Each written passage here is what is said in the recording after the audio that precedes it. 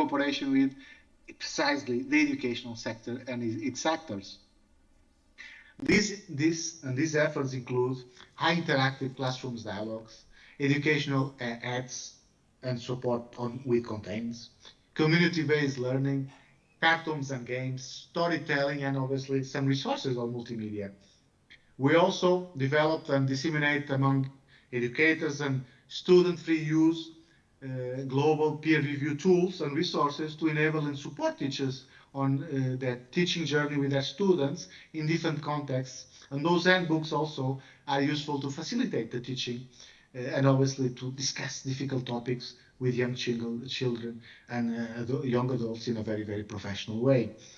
An example of this direction has been the Lockdown Learner series in India, which some of you have been part. A big thank you to all of you.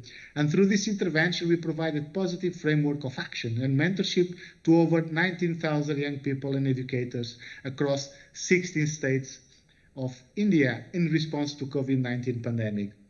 Our effort was to bridge socio-economic and gender divides, engaging students and educators on different themes such as cybercrime, misinformation, gender equality, mental health, discrimination, and anti-corruption, among others. At the same time, the series also builds capacities of educators and helps students in developing their own initiatives to be actors of change.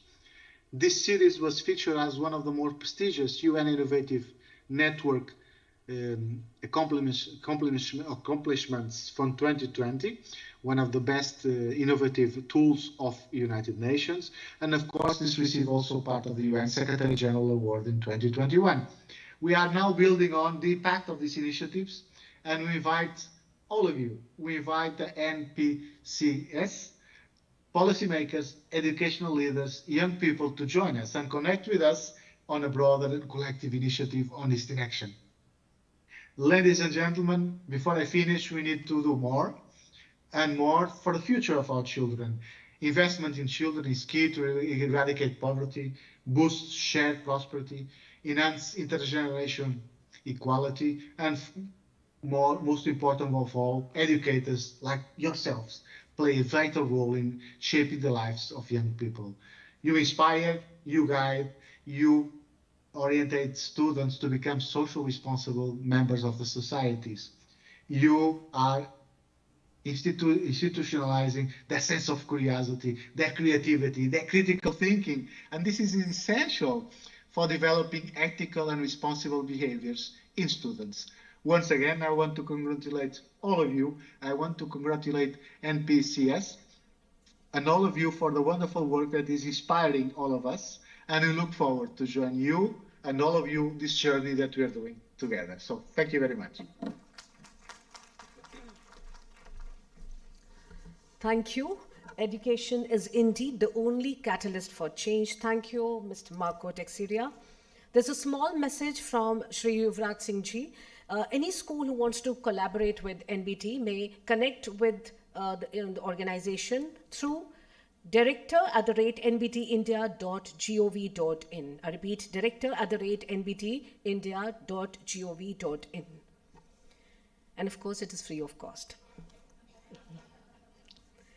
May I now introduce another eminent guest who has a long-standing relationship with National Progressive Schools Conference, Ms. Kathy Kirby, the Director of Global Education Leadership Program. Ms. Kathy Kirby has been an integral force in our collaboration on education arena. We have a small message from Ms. Kathy Kirby. May we have the video, please?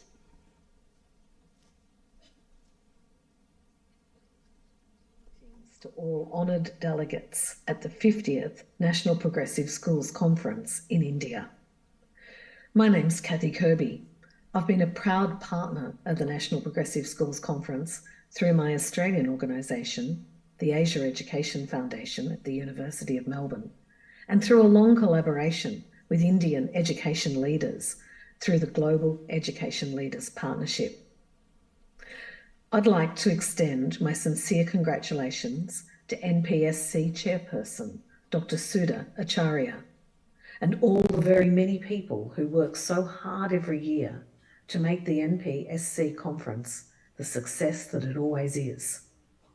I'd like to make special mention of NPSC Honorary Life Member Dr. Amita Malawattal, who first introduced me to NPSC's rich and challenging agenda, and who's been a beacon to me personally in education leadership, in diplomacy, and as a trusted friend. I'm really inspired to see the theme of this year's Golden Jubilee Conference, Designing Human-Centric Education for a Sustainable World. What more important work could our schools focus on at this point in the world's history than equipping our young people to build and nurture a sustainable world that meets our needs? I'm confident the conference will challenge you to think, how might my school provide the next generation of leaders with the agency, with the mindset and toolset to create a world that is kinder, more equitable, more human? The theme is important for students and schools, not just in India, of course. It's now the central focus of education around the world as we grapple globally with increasing conflict, growing environmental degradation, and the rise of technologies whose new, sophisticated intelligences challenge the very core of how we humans learn and work and live. I applaud the inspirational thinking of the NPSC Conference Committee to link your Golden Jubilee program with the theme of India's presidency of the G20, One Earth, One Family, One Future. This is a powerful message of how we all need to equip our young people with the capabilities to work together across the globe to shape the future we all want, and of the importance of educators in achieving that. The Golden Jubilee Conference is an impressive program, and I wish you all a rich and challenging learning journey that will support you in the important work you all do in your schools to prepare the leaders of tomorrow.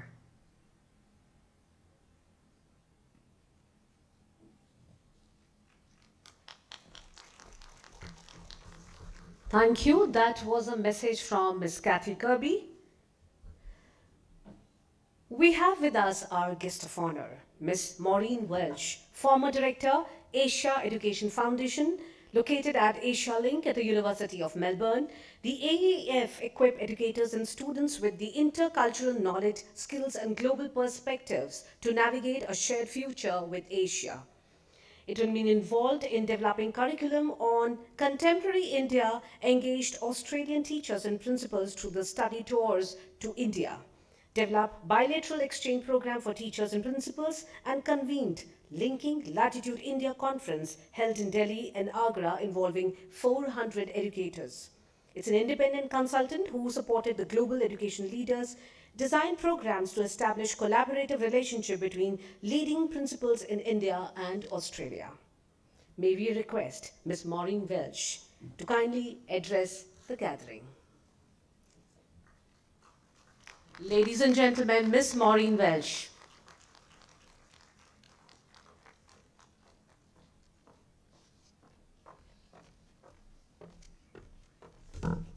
I'm very pleased to be here today to celebrate 50 years of the NPSC.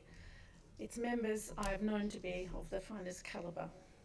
I'd like to echo my older colleague Kathy Kirby's thanks to Dr. Sudhna Acharya, Chairperson NPSC, and to congratulate her and all those involved in creating this rich and stimulating program. I'd like to acknowledge all former chairpersons of the NPSC for their contributions. I'd also like to acknowledge chief guests, valued panellists, keynote speakers. I thought I'd take a little journey down memory lane to remind us of the ways in which the AEF has collaborated with NPSC principals and schools and how this came to be.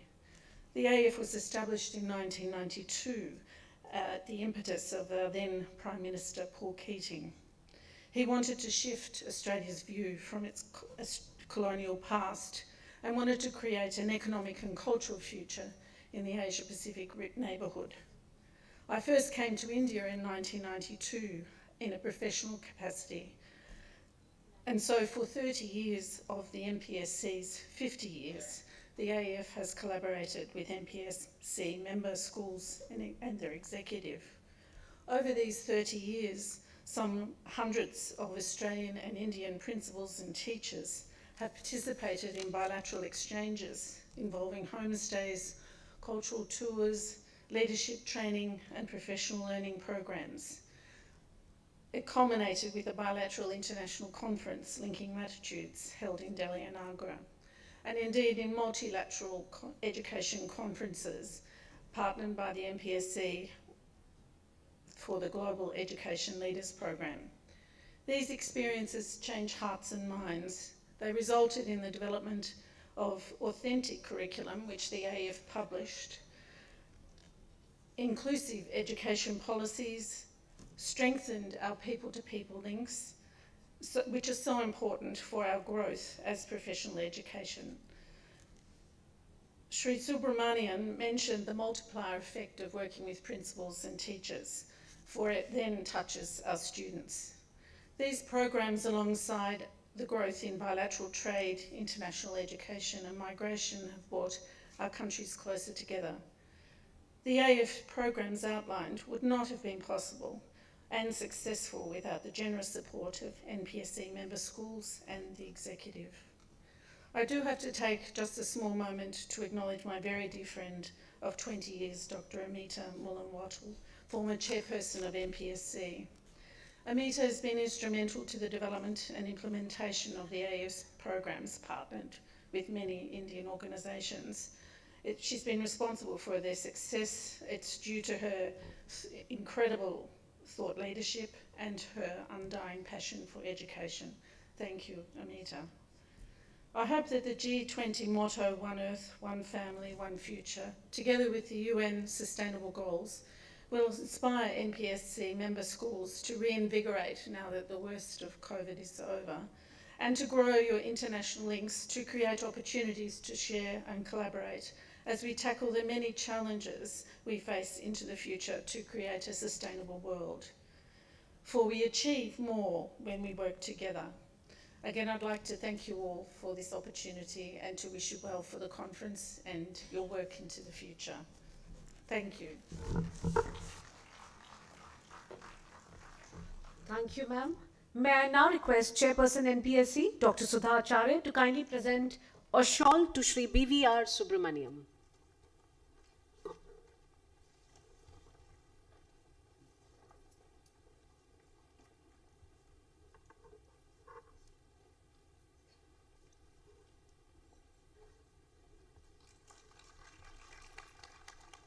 May I request Ms. Meenakshi Sahni, Vice Chairperson NPSC, to kindly present the souvenir to Shri BVR Subramaniam.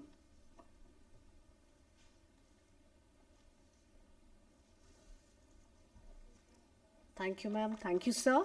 May I now request Ms. Aditi Mishra, Vice Chairperson NPSC, Director, DPS Sec 45 Gurugram, to present a shawl to Shri Yuvraj Malik ji.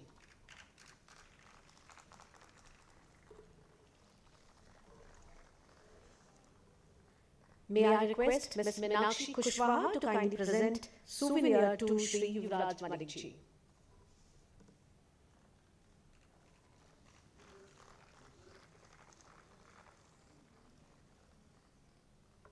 May I request Ms. Asha Prabhakar, Secretary NPSC Principal, Bal Bharati Public School, Noida, to kindly present a token of gratitude to Ms. Maureen Welsh.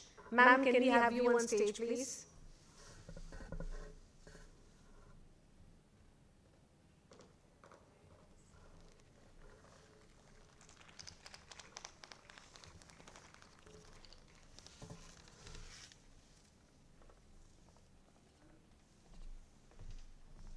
Thank you. It is said, they came, they saw, they conquered. The quote is perfectly exemplifying our NPSC chairpersons, who have been real change makers. Ladies and gentlemen, 50 glorious years of surging curve, 50 glorious years of consistent innovation, 50 glorious years of bringing the winds of change. May I now invite former chairpersons to kindly be on stage First of all, I invite Ms. Rita Sen, Ms. Rita Sen, Chitra Nakra ma'am to kindly be on stage. Chitra Nakra ma'am. I request Chitra Nakra ma'am to kindly felicitate Ms. Meera Balachandran. Ms. Meera Balachandran ma'am to kindly be on stage.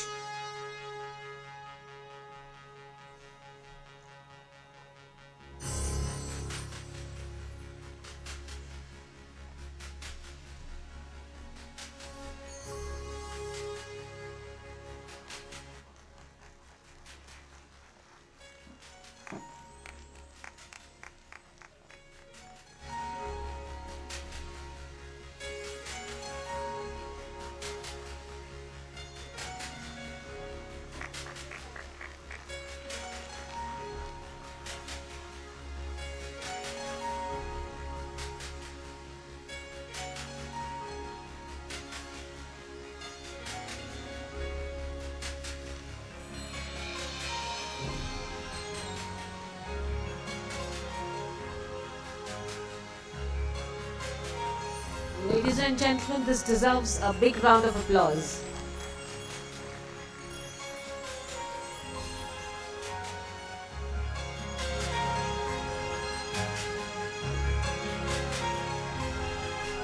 Thank you, ma'am. May I request Ms. Neera Chopra? Ms. Neera Chopra to kindly be on stage. May I request Dr. Usha Ram to kindly be on stage, ma'am.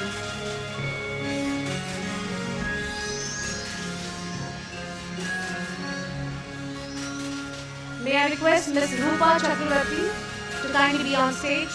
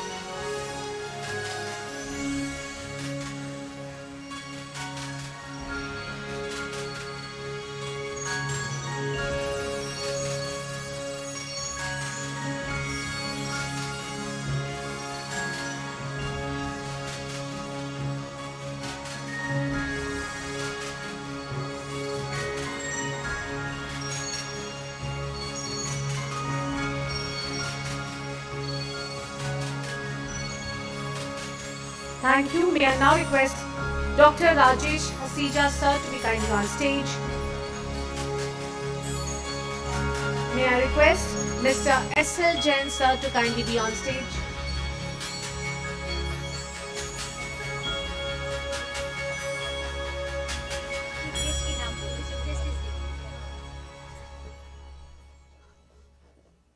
May I request Shri B.V.R. Subramaniam sir to kindly felicitate sir with the citation for Mr. S.L. Jain.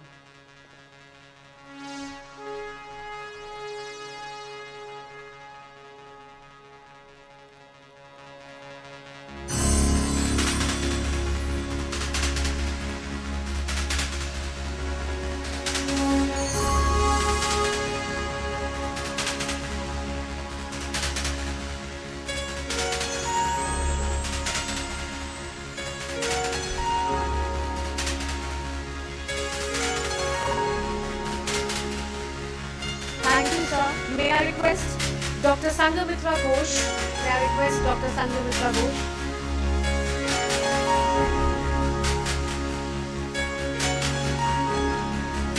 May I request Mr. L.V. Sehgal sir to kindly be on stage?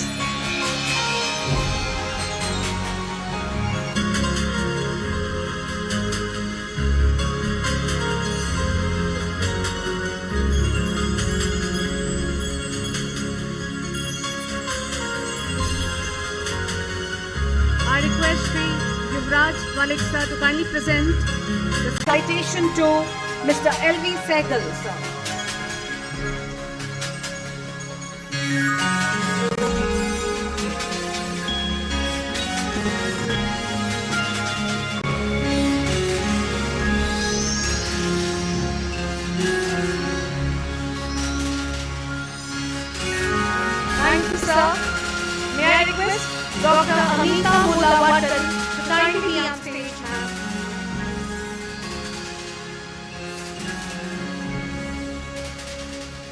I request Shri B.R. Subramaniam sir to kindly present the citation to Dr. Amita Mudavatul.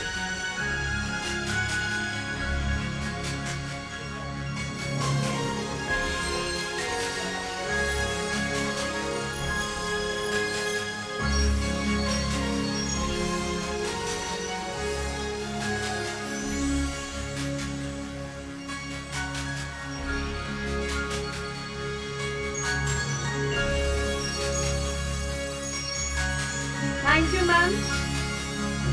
May I now request Dr. Ashok Pandey sir to kindly be on stage.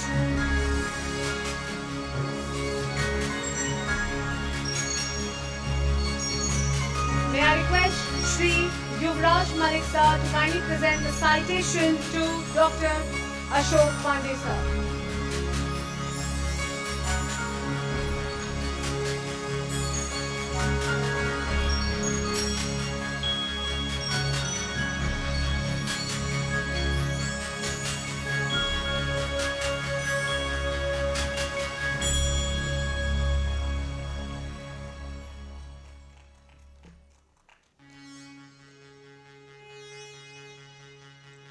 Thank you. May I request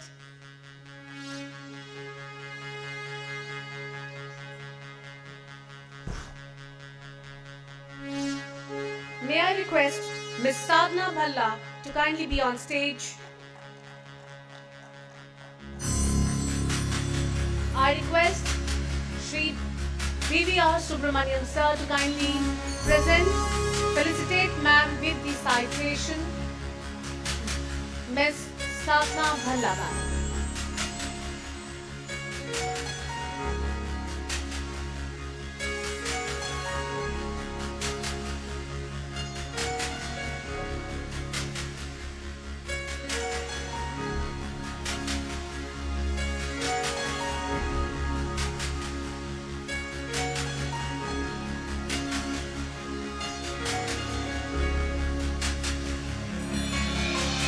Thank you. May I now request Ms. Malini Narayan ma'am to be kindly on stage. I request Shri Yuvraj Malik sir to kindly felicitate ma'am with the citation. Ms. Malini Narayan.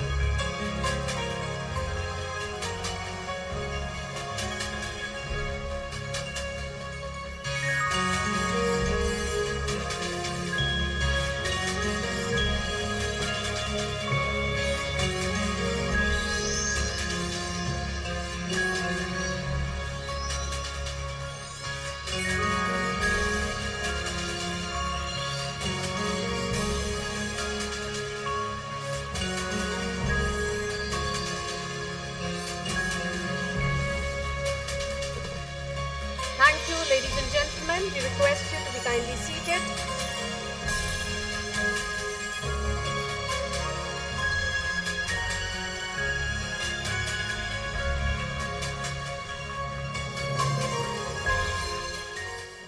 काम करो ऐसा कि पहचान बन जाए, हर कदम चलो ऐसा कि निशान छोड़ जाएं।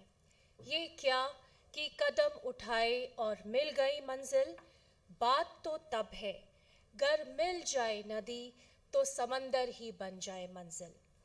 राष्ट्रीय शिक्षा नीति 2020 में सभी भाषाओं को स्थान देते हुए बहुभाषावाद पर जोर दिया गया है और यह स्पष्ट किया गया है कि भारत को वैश्विक महाशक्ति बनाने के लिए यह पहली सीढ़ी साबित होगा।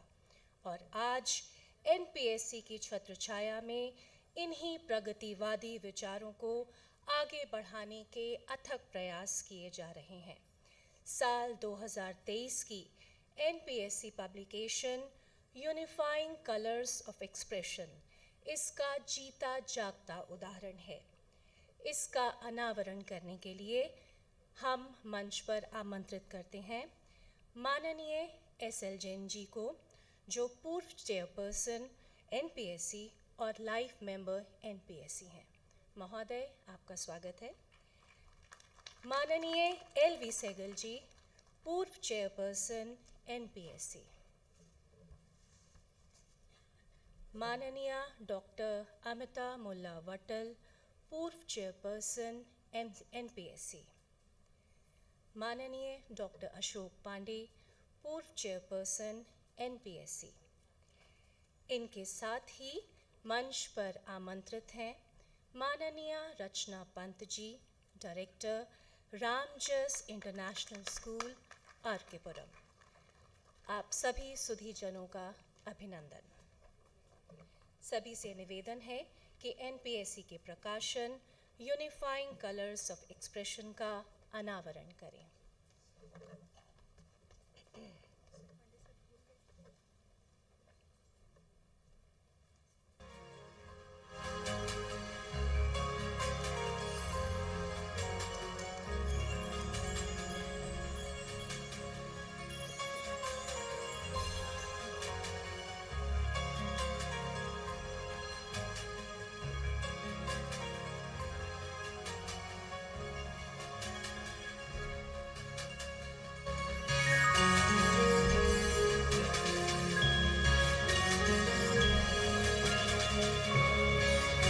यूनिफाइंग कलर्स ऑफ एक्सप्रेशन आप सबके सामने है।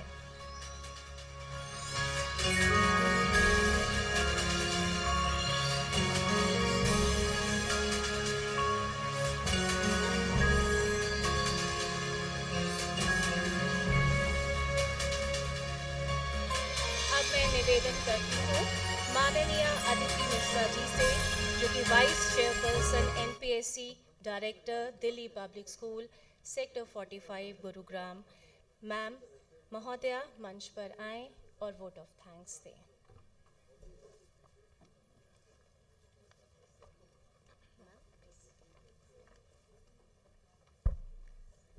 Before I start the vote of thanks, I think Dr. Vatal has to say something.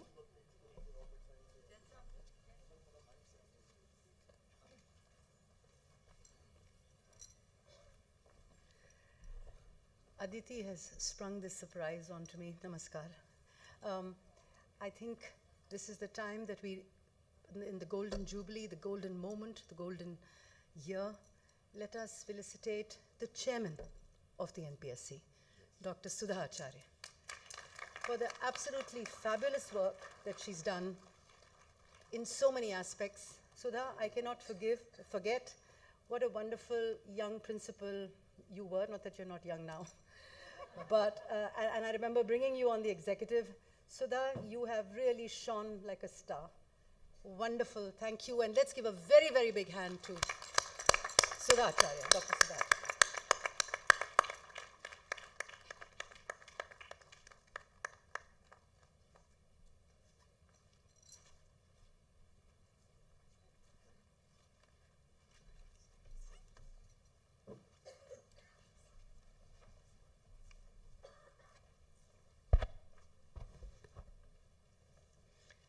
Good morning again, ladies and gentlemen. It is not joy that makes us grateful, but gratitude that makes us joyful. It is my privilege to propose the vote of thanks at the end of this inaugural ceremony. And thank you, Asha, for reminding us that this is the year of gratitude. I must begin by thanking the Almighty. We are meeting in the offline mode after 2020, and to be grateful for that. 2 years of online conference, I think this time meeting each other, greeting each other in person is so very special. I must thank our honored chief guest, Mr. B.V.R. Subramaniam, who I have had the pleasure of knowing for more than 50 years. And I think I'm calling him by this name for the first time in my life, and hopefully for the last. Thank you for sparing your time. I know it's a very busy time, you've just taken over, but the fact that you've taken time out is not just because of me, your classmate. It's because you care about education. It's because you want to reach out to educators, because it is the educators that are building the tomorrow for our country. The projections you speak of fill us with new hope and a fresh enthusiasm. And that's what all of us educators have in abundance anyway. A special thanks goes to Director NBT, Mr. Yuvraj Malik. I think the line that has stayed with us इस शिक्षक के गर्भ में प्रलय भी है और निर्माण भी. Your anecdotes have reminded us of the inspiring role of educators and how we can and we will shape a better India. I have a suggestion which is not part of my vote of thanks. I think bits of their speeches, both the speeches, must be made public because I think more and more teachers need to hear this. I think so that I'll take it upon myself to do this. Gratitude to Mr. Marco Texera, Rep. UNODC, and Ms. Kathy Kirby for their video messages. Mr. Texera's reminder to educators, all of us, to mitigate the various concerns faced by society is very timely. I think we all agree that the concerns in schools are the same across the globe. Ms. Kathy Kirby's re-emphasizing the synergy of G20 and the 50 years of NPSC and the association of her organization with NPSC is very, very special. Special thank you to Ms. Maureen Welch, who has taken time off to spend time with us today.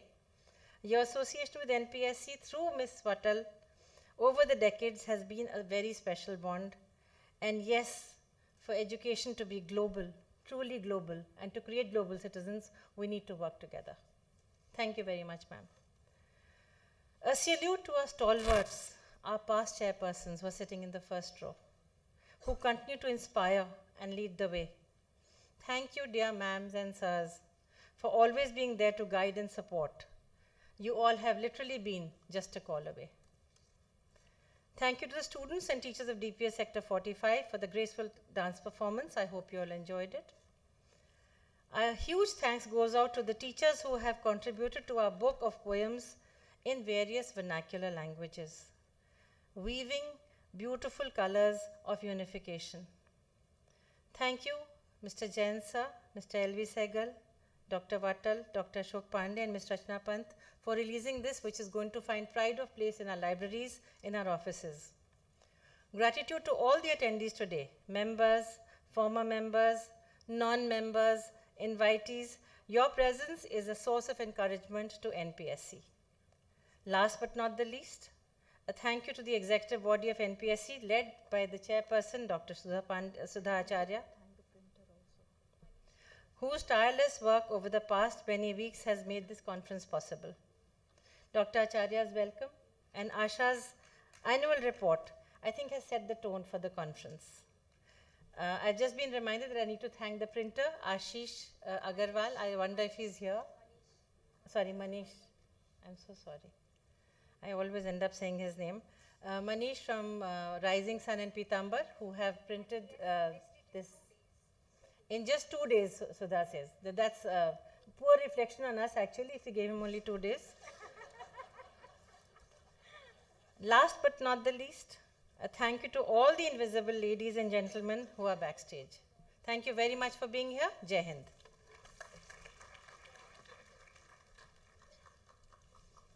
माननीय आपका आभार. अब समय है प्रथम सत्र के teaser का.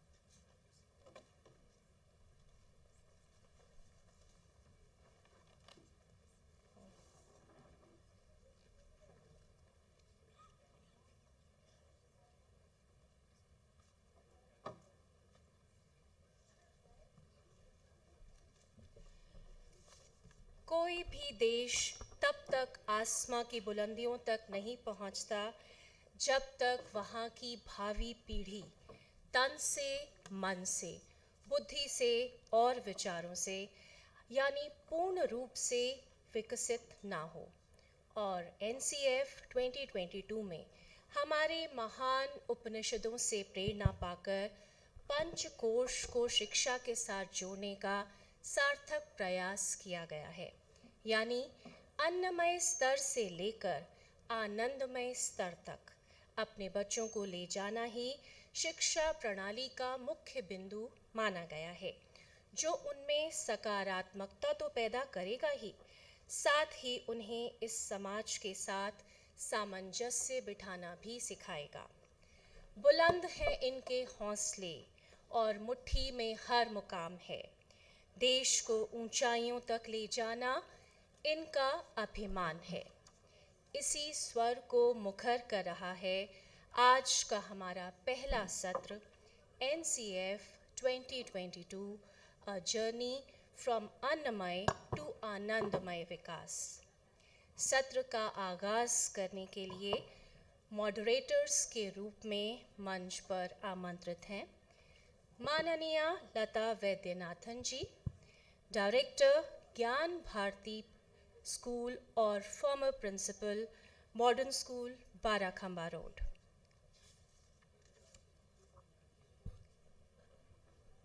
इनके साथ हैं माननीय Richa Sharma Agnihotri, executive member NPSC और प्रिंसिपल संस्कृति स्कूल चाणक्यपुरी। महोदया, आपका स्वागत है। रैपोर्टर के रूप में हमारे साथ हैं माननीय Reena Rajpal, joint secretary NPSC और प्रिंसिपल दरबारी लाल DAV मॉडर्न स्कूल शालीमार बाग। और पैनलिस्ट के रूप में मंच पर आमंत्रित करते हैं माननीय डॉक्टर रंजना अरोरा जी को, head of RMSA project cell NCERT। आपका अभिनंदन मैम। इनके साथ पैनलिस्ट दूसरे पैनलिस्ट के रूप में हमारे साथ हैं माननीय MC Pant ji, chancellor NIEPA। आप सभी सुधी जनों का मंच पर अभिनंदन है। अब मैं निवेदन करती हूँ माननीय लता वैद्यनाथन जी से कि वे आएं और मंच की कमान संभालें। महोदया, आपका अभिनंदन।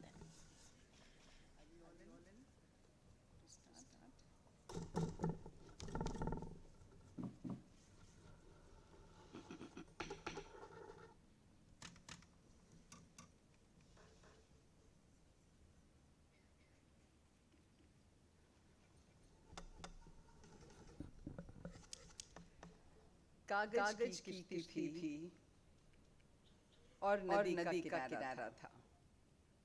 कागज की तिथि थी और नदी का किनारा था। खेलने की मस्ती थी और दिल आवारा था। कहाँ आगे हम समझदारी के दलदल में, कहाँ आगे हम समझदारी के दलदल में। वो नादान बचपन ही बहुत प्यारा था। वो नादान बचपन ही बहुत प्यारा था।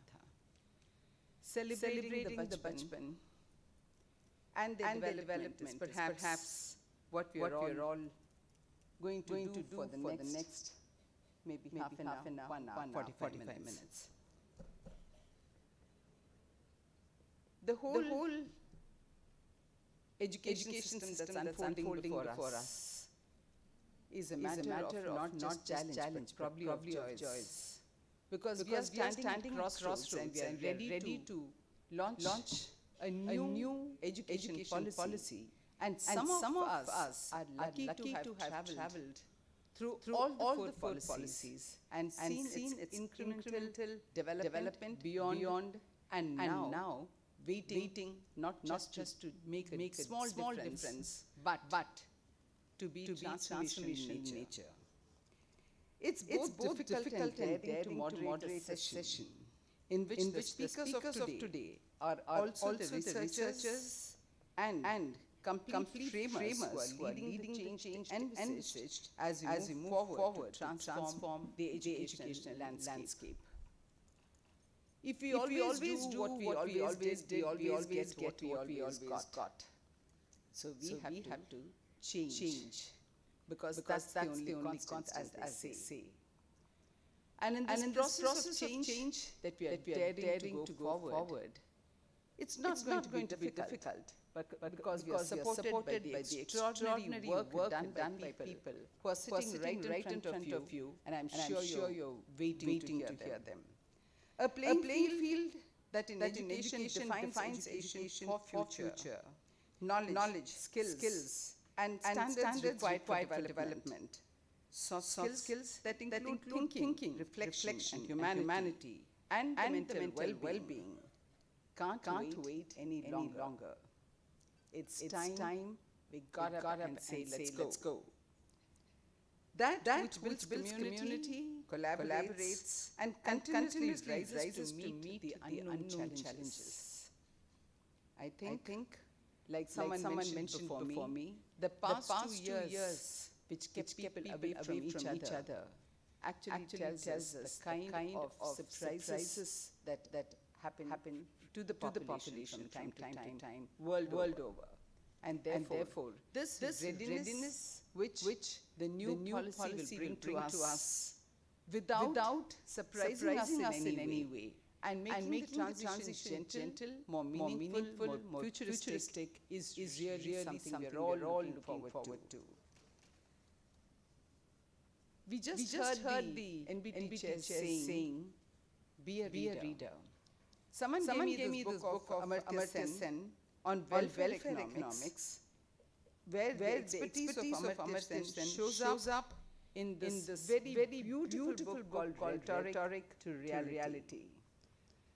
And it's pointed out over there very strictly as literally the central theme of the book, that poverty and lack of education are the deprivations of developing humanity. And where does our country figure in that? On the lowest level, somewhere in between, or somewhere ahead of us. But we certainly are not a developing country anymore. I think we have crossed that threshold. And of course, Professor Rudra Singh, in his beautiful book, points out equitable development of human capability. The only way in which this dream can be realized is through education. Education that will move or grease the wheels of development forward, because the truth will be that no one is left behind. Even today, with all the statistics in hand, we are told that 40 million children are still out of school.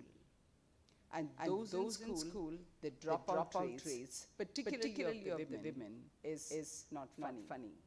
Because when we talk of a demographic dividend, there are two things that confront us. One is the women in workforce, and two, those that enter the workforce but are not a part of it within 10 years.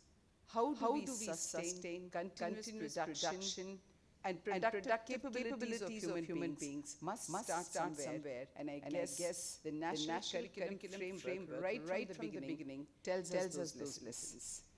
Then there's a fast-forward scenario which we cannot ignore, and that which will influence our emerging society. Reimagining tech education in the era of ChatGPT and 30 other AI applications which actually sound like tongue twisters at the moment. And this morning we heard people talk about whether it's a threat or an opportunity. I guess any development which looks like a threat has to be treated like an opportunity, because there is no going back. And that to us is the essence of an educated mind which we all have to move forward with. They talk of the 4Ds, which is something like a way forward. They talk of digital revolution, digitalization, data sciences and design thinking, and now resulting in a new set of jobs. Something which again feels like I haven't heard it before. Mood analysts, emotion analysts, blockchain engineers, AI architect, malware analysts, digital transformation speakers, social media influencers. The other day I was watching the TV. I found financial influencers all in the age group below 30, and debating at length what it means to see the dividends across this country in terms of both wealth and capitals. Pitch these against the existing toolbar, which we see and we should not and cannot afford to ignore. But probably we don't pay much attention. Is the privilege, the diversity, the equity, the access, the inclusion, and of course the voice and choice of people, not just who can make a difference, but voice and choice of people who are deprived and therefore cannot make a difference. I think we as a society need to reform that state, and the only vehicle that can do it is education. No child left behind. Still, all these statistics in place, we are a country, as Mr. Subramaniam pointed out this morning, the highest population in July for sure. It's interesting that in this context, we stand ready to embrace and enhance changes in our curriculum framework and continue the journey with renewed vigor. The document focuses on the essence of this beautiful Taittiriya Upanishad. And when we look at Taittiriya Upanishad and all the wisdom that's come from it, therefore we say we are not a 75-year-old nation alone. We are a 5,000-year-old civilization and a 75-year-old nation. Therefore, in this context, the three anthologies, if like we say we read books, then if you even look at the synopsis of what this has to offer, it's a mind-boggling, life-changing experience which comes from the Shikshavali, the Anandvali, and the Bhriguvali. And all of that translates into their framework. The Shikshavali, the content of education, the Bhriguvali, the questioning the art of finding out, skilling, all of that in the Bhriguvali, and the Anandvali, can education be a joyful journey, whether it begins in the preschool or in the universities.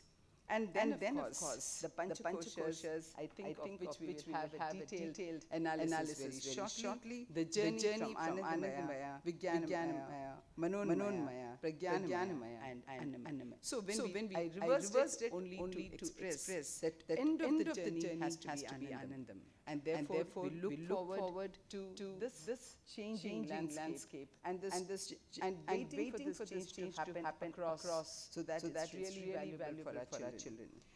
There's one interesting thing, I'll take a minute more and express myself, is that in the document, while we will be going into the details of how the aims and objectives work, how the strategies and pedagogies work, and the number of pedagogies which we all have been a part in contributing, and how then we look at the competencies, how we look at the assessments, and how we look at how it influences the society, because at the end of the day, it's about design change. There has to be a design change in the way in which we look at the future, because it is so unknown. There is this interesting reference to Smriti. Of course, without going into details of Manusmriti and others, where the title itself brings the importance of it, and our understanding of Smriti as rote memory, just when loosely translated, and as that which permits and processes in adult life. Deep processing, generating chaos, making connections, forming associations, which become part of the pedagogical procession of understanding. You know this document, which you have made a reference to in the National Curriculum Framework, actually highlights that we need to understand each part of it without relegating it just based on the superficial word meaning. And that is important for us as educators when we read through this document, because it's while you look at number of pages and the width, I wish that all of us who call ourselves educators read through the depth as well. May I now request Ranjana Rajaji to lead us further into the depths of this beautiful framework that is about 355 pages. Good immersion for all of us, but even more daunting is the NCF document that's come in 600 and odd pages. Actually challenging and daunting for our teachers, Thank you so much for being with us, and thank you, Sudha, for making sure that this you have somebody as eminent as her, and by talking to both of them, as not as an introduction, but as a cause of admiration. Here is the person who they say was in all possible committees that the framework today is in your hand. Thank you. Please. Thank you Lata ji, आप सबको मेरा बहुत बहुत नमस्कार। esteemed gathering on the dais, and of course my fellow teachers, officials, and chairperson NPSC, former chairperson NPSC. So Professor MC Pant ji and Lata ji, Richa ji, Lata ji की बात से शुरू करते हैं। बचपन बीत गया तो क्या, बचपन को फिर से जीना है, खिलने देना है जो अब सामने है, उनके सपनों में देश के भविष्य को संजोना है। तो आज जो हम लोग जर्नी करेंगे उसमें हमें आज फिर से अपने बचपन को जीना होगा, और we want to relive our childhood, because unless we will relive our childhood, we cannot make children learn joyfully and will do the journey smoothly from Annamay to Anandamay Kush. So this is the title of this session, and this session is divided into two parts. First part, the objective, the documents which are guiding us how to move from Annamay to Anandamay. Those kinds of things I will be taking, and then Professor MC Pant will be deliberating upon how we can perform that journey on the part of teacher. So coming to so this is the elements of our journey. Of course, it is not only the foundational stage which complete this journey from Annamay to Anandamay. We have to go across these stages, not only at the school level, but also at the higher education level, because this Anandamay course is not very easy to attain. And that we have to really move further, and then we can of course some elements that can achieve at the school level as well as the higher education level, and of course in our journey in our life, maybe at terminal points. So objectives, education policies, or curriculum frameworks, these are giving objectives of this journey. So why we are going to form that? Perhaps we need to do holistic development. We also need to do nation building. So those kinds of objectives we are getting from the education policy and curriculum framework. And then transaction and assessment. As we all know, there are three kinds of curriculum: intended, transacted, and assist. So transaction means that how to perform that journey at the school level, how school will support children to perform that journey. That will come under transaction. And of course at the foundational stage, home has to play a very important role. Home is always there for children, but here at the foundational stage it is very important. And as you all have listen to inaugural sessions, expectations from the teacher, you must be thinking that you have to really do wonders in the school, and that you cannot do without taking the help of home. So that then curriculum, and of course teaching learning material, activities, pedagogy, and assessment, these are the part of this journey, elements of this journey. So I'm going to take up this. One can see this. A beautiful connection among all these. Education policy, curriculum framework, because education policy is very broad, and giving us the recommendations which are very much required because of the societal changes, because of the changes in the economy, and it is for across the education sector.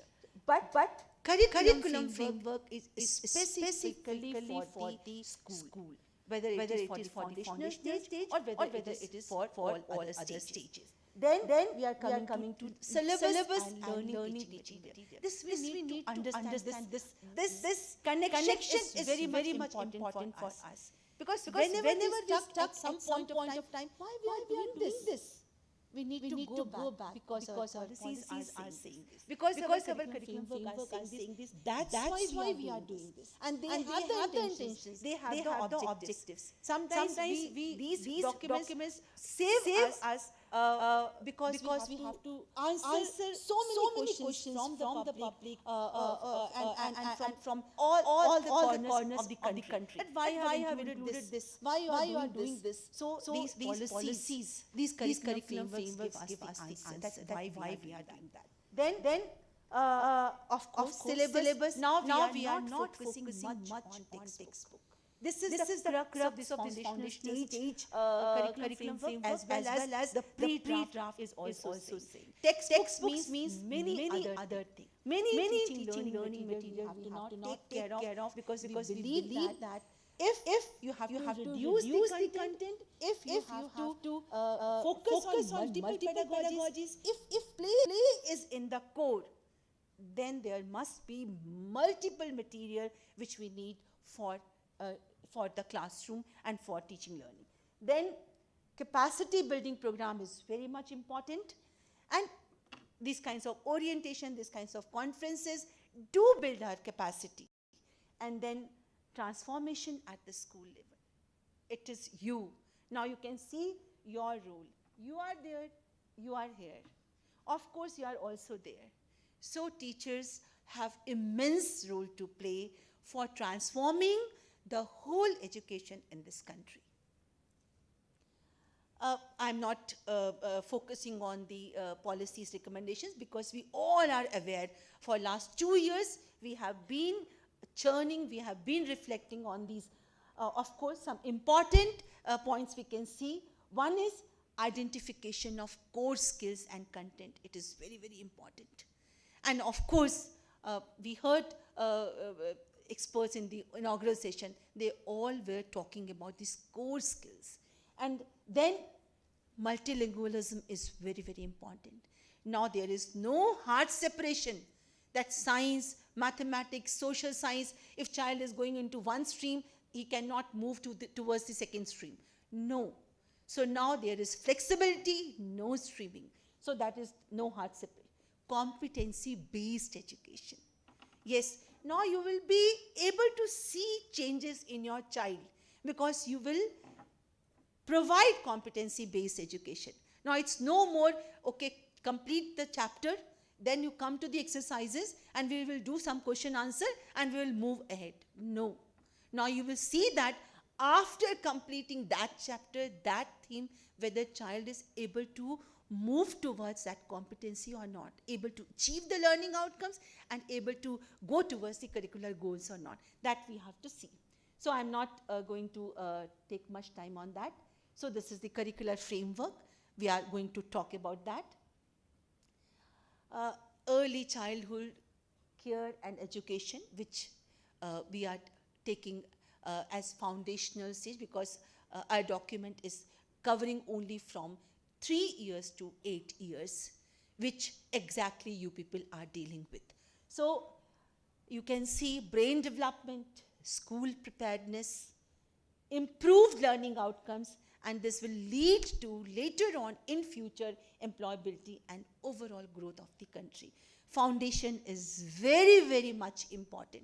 If you will strengthen the foundation, you will not have problem across other stages. And Professor Pant will be talking more about that because it is his favorite area, and I have listened to him. He talks very nicely about this, that why this age is very important.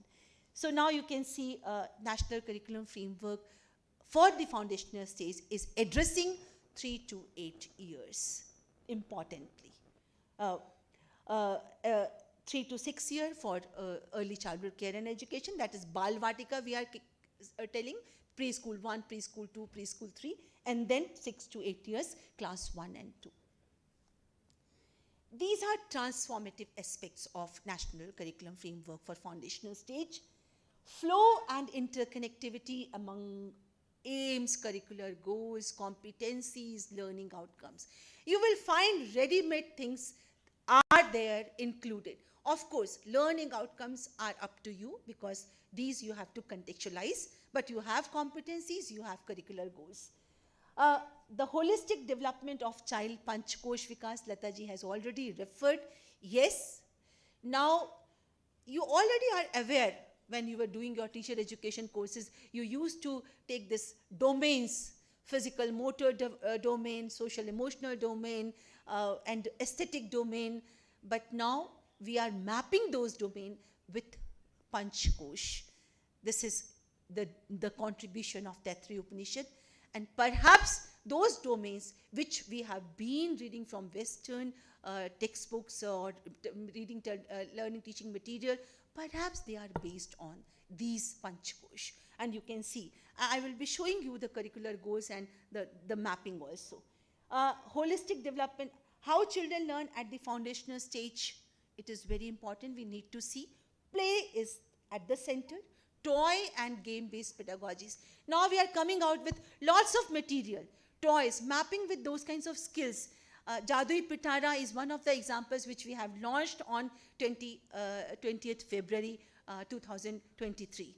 And it's n number of toys, games, cards it contains. And every school can have its own Jadui Pitara so that children will be enjoying. And it is not only for the foundational stage. Jadui Pitara can be for other stages as well. So flexibility in approaches with the storytelling, you all are aware of this. So I'm not going to detail it out. I have main objective to give you the mapping of these curricular goals and competencies that we will be organizing time for integrated learning, lifestyle for environment. That we have to see, and curriculum framework is talking about that. Children have to develop that kind of lifestyle. They have to observe the environment. They have to take actions to protect the environment. These things have been talked about. Empowering teachers, variety of illustrations are there. You will find beautiful illustrations. You will find poem, you will find stories, and you can take care of, or you can take those stories to your classroom, to your children, and they will be enjoying, and you can adapt, adopt, contextualize those stories. So n number of, that's why it is more than 300 pages. Because of teachers, we have done this. Early identification of disabilities. This is very important because you have to deal with all the students, irrespective of their caste, creed, and physical challenges. So you have to learn how can you deal with all those and through quality, providing quality education. Guidelines for developers of syllabus and teaching learning material, that is also there. So one can see, and we will come to these Annamay Kosh, Pranmay Kosh, Vigyanmay Kosh, Manomay Kosh, Anandamay Kosh. Sometimes what happens, these days we are talking to so many people, and when we ask them what is this Panch Kosh, they say Anand Maya Kosh, Annamaya Kosh. So this is not Maya. Maya is something different. It is May. May means within that. So it is Annamaya Kosh, Pranamaya Kosh. Annamaya is regarding food habits. Pranamaya, it gives us energy. And then Vigyanmaya, it is cognitive. And then Manomaya, it is social, emotional development. And then Anandmaya, it is bliss. When we really enjoy something, when we create something, when we innovate something, so at lower level we can say that we really felt joy. So that is Anandmaya. But it really, we achieve this with great, I think with very, very, very tedious journey. It is not very easy to achieve this Anandamaya goal. So these are the things, and I will come to this curricular goals. Now you see. 13 curricular goals are very, very important. And every teacher should have those kinds of things on their fingertips. Because if that is there, you will, whether textbook is there or not, whether material is there or not, you can deal with children and you can make them to achieve that curricular goal. Only the need is that you need to understand that what is this. So for Annamay Kosh and Pranamay Kosh, we have 3 curricular goals. This is children develop habits that keep them healthy and safe. Children develop sharpness in sensorial perception. Children develop a fit and flexible body. It is important, and you have to do activities in that manner only. Then socio-emotional, ethical development. Children develop emotional intelligence. Children develop a positive attitudes towards productive work, service or seva. I know some of your schools are wonderfully doing this seva thing, and children are learning that. But much more importance we need to give now, leading towards that curricular goal. Children develop a positive regard for the natural environment around them. These are socio-emotional ethical development. It means Manomay Kosh. So 3 koshas are covered through 6 goals. Then cognitive development, 2 goals. Children make sense of world around through observation and logical thinking. Science, social science, and mathematics, environmental studies, everything will come under this. Children develop mathematical understanding and abilities to recognize the world through quantities. So this is actually cognitive development, subject-oriented goal, you can say. And then language and literacy development. This is a separate goal because language is a capability. So children develop effective communication, fluency. Children begin to read and write in language 2, language 1. So those kinds of things are there. So you can see 6 curricular goals are there in within these 2 koshas, Vigyanmay, 1 kosh Vigyanmay. Then aesthetic and cultural development, yes. So for Anandamay Kosh, we have included aesthetic and cultural development because it really gives us joy. So children develop abilities and sensibilities in visual and performing arts and express their emotion through art in meaningful and joy. Here at the foundational stage, we are writing this, but of course across the stages, these will be complicated and more higher. But I just want to remind all of you that in National Curriculum Framework for School Education pre-draft also, these 13 goals are included. So these 13 goals are for across these stages. So that we have to keep in mind, not only for the foundational stage, but also for across these stages. So one other goal we have added, this positive habits, learning habits, that need to be there. So I'm not going to discuss because these are things, only just you see how curricular goals, competencies and learning outcome are linked. Domain is there, curricular goal is there. If children develop emotional intelligence, the ability to understand, manage their own emotions, there are competencies. Start recognizing self as an individual belonging to family and community. So this document is on the website. You might have seen the document. So you will find curricular goal, competency, learning outcome linkages. You can go through that and you can learn that how can you now take up and how can you contextualize your learning outcomes depending upon the needs of the children. So I'm not going to deliberate upon because time is less. Then again, one more example I have given. Presentation will be with you, that will be shared with you. So now, after giving this, this curricular goals, competency and learning outcome mapping, the curriculum framework for the foundational stage 2022 is talking about how we will do this. How can we achieve the curricular goal? How can we develop competency in our children? So now I will request Professor M.C. Pant to take over. Thank you.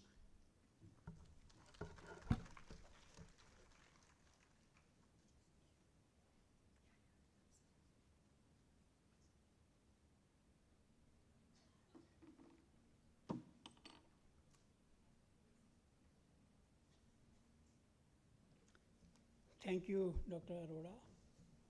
Dignitaries on the dais and friends.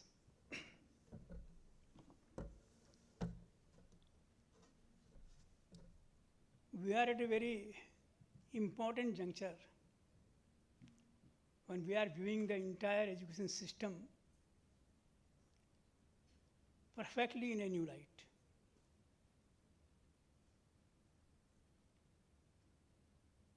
Till now,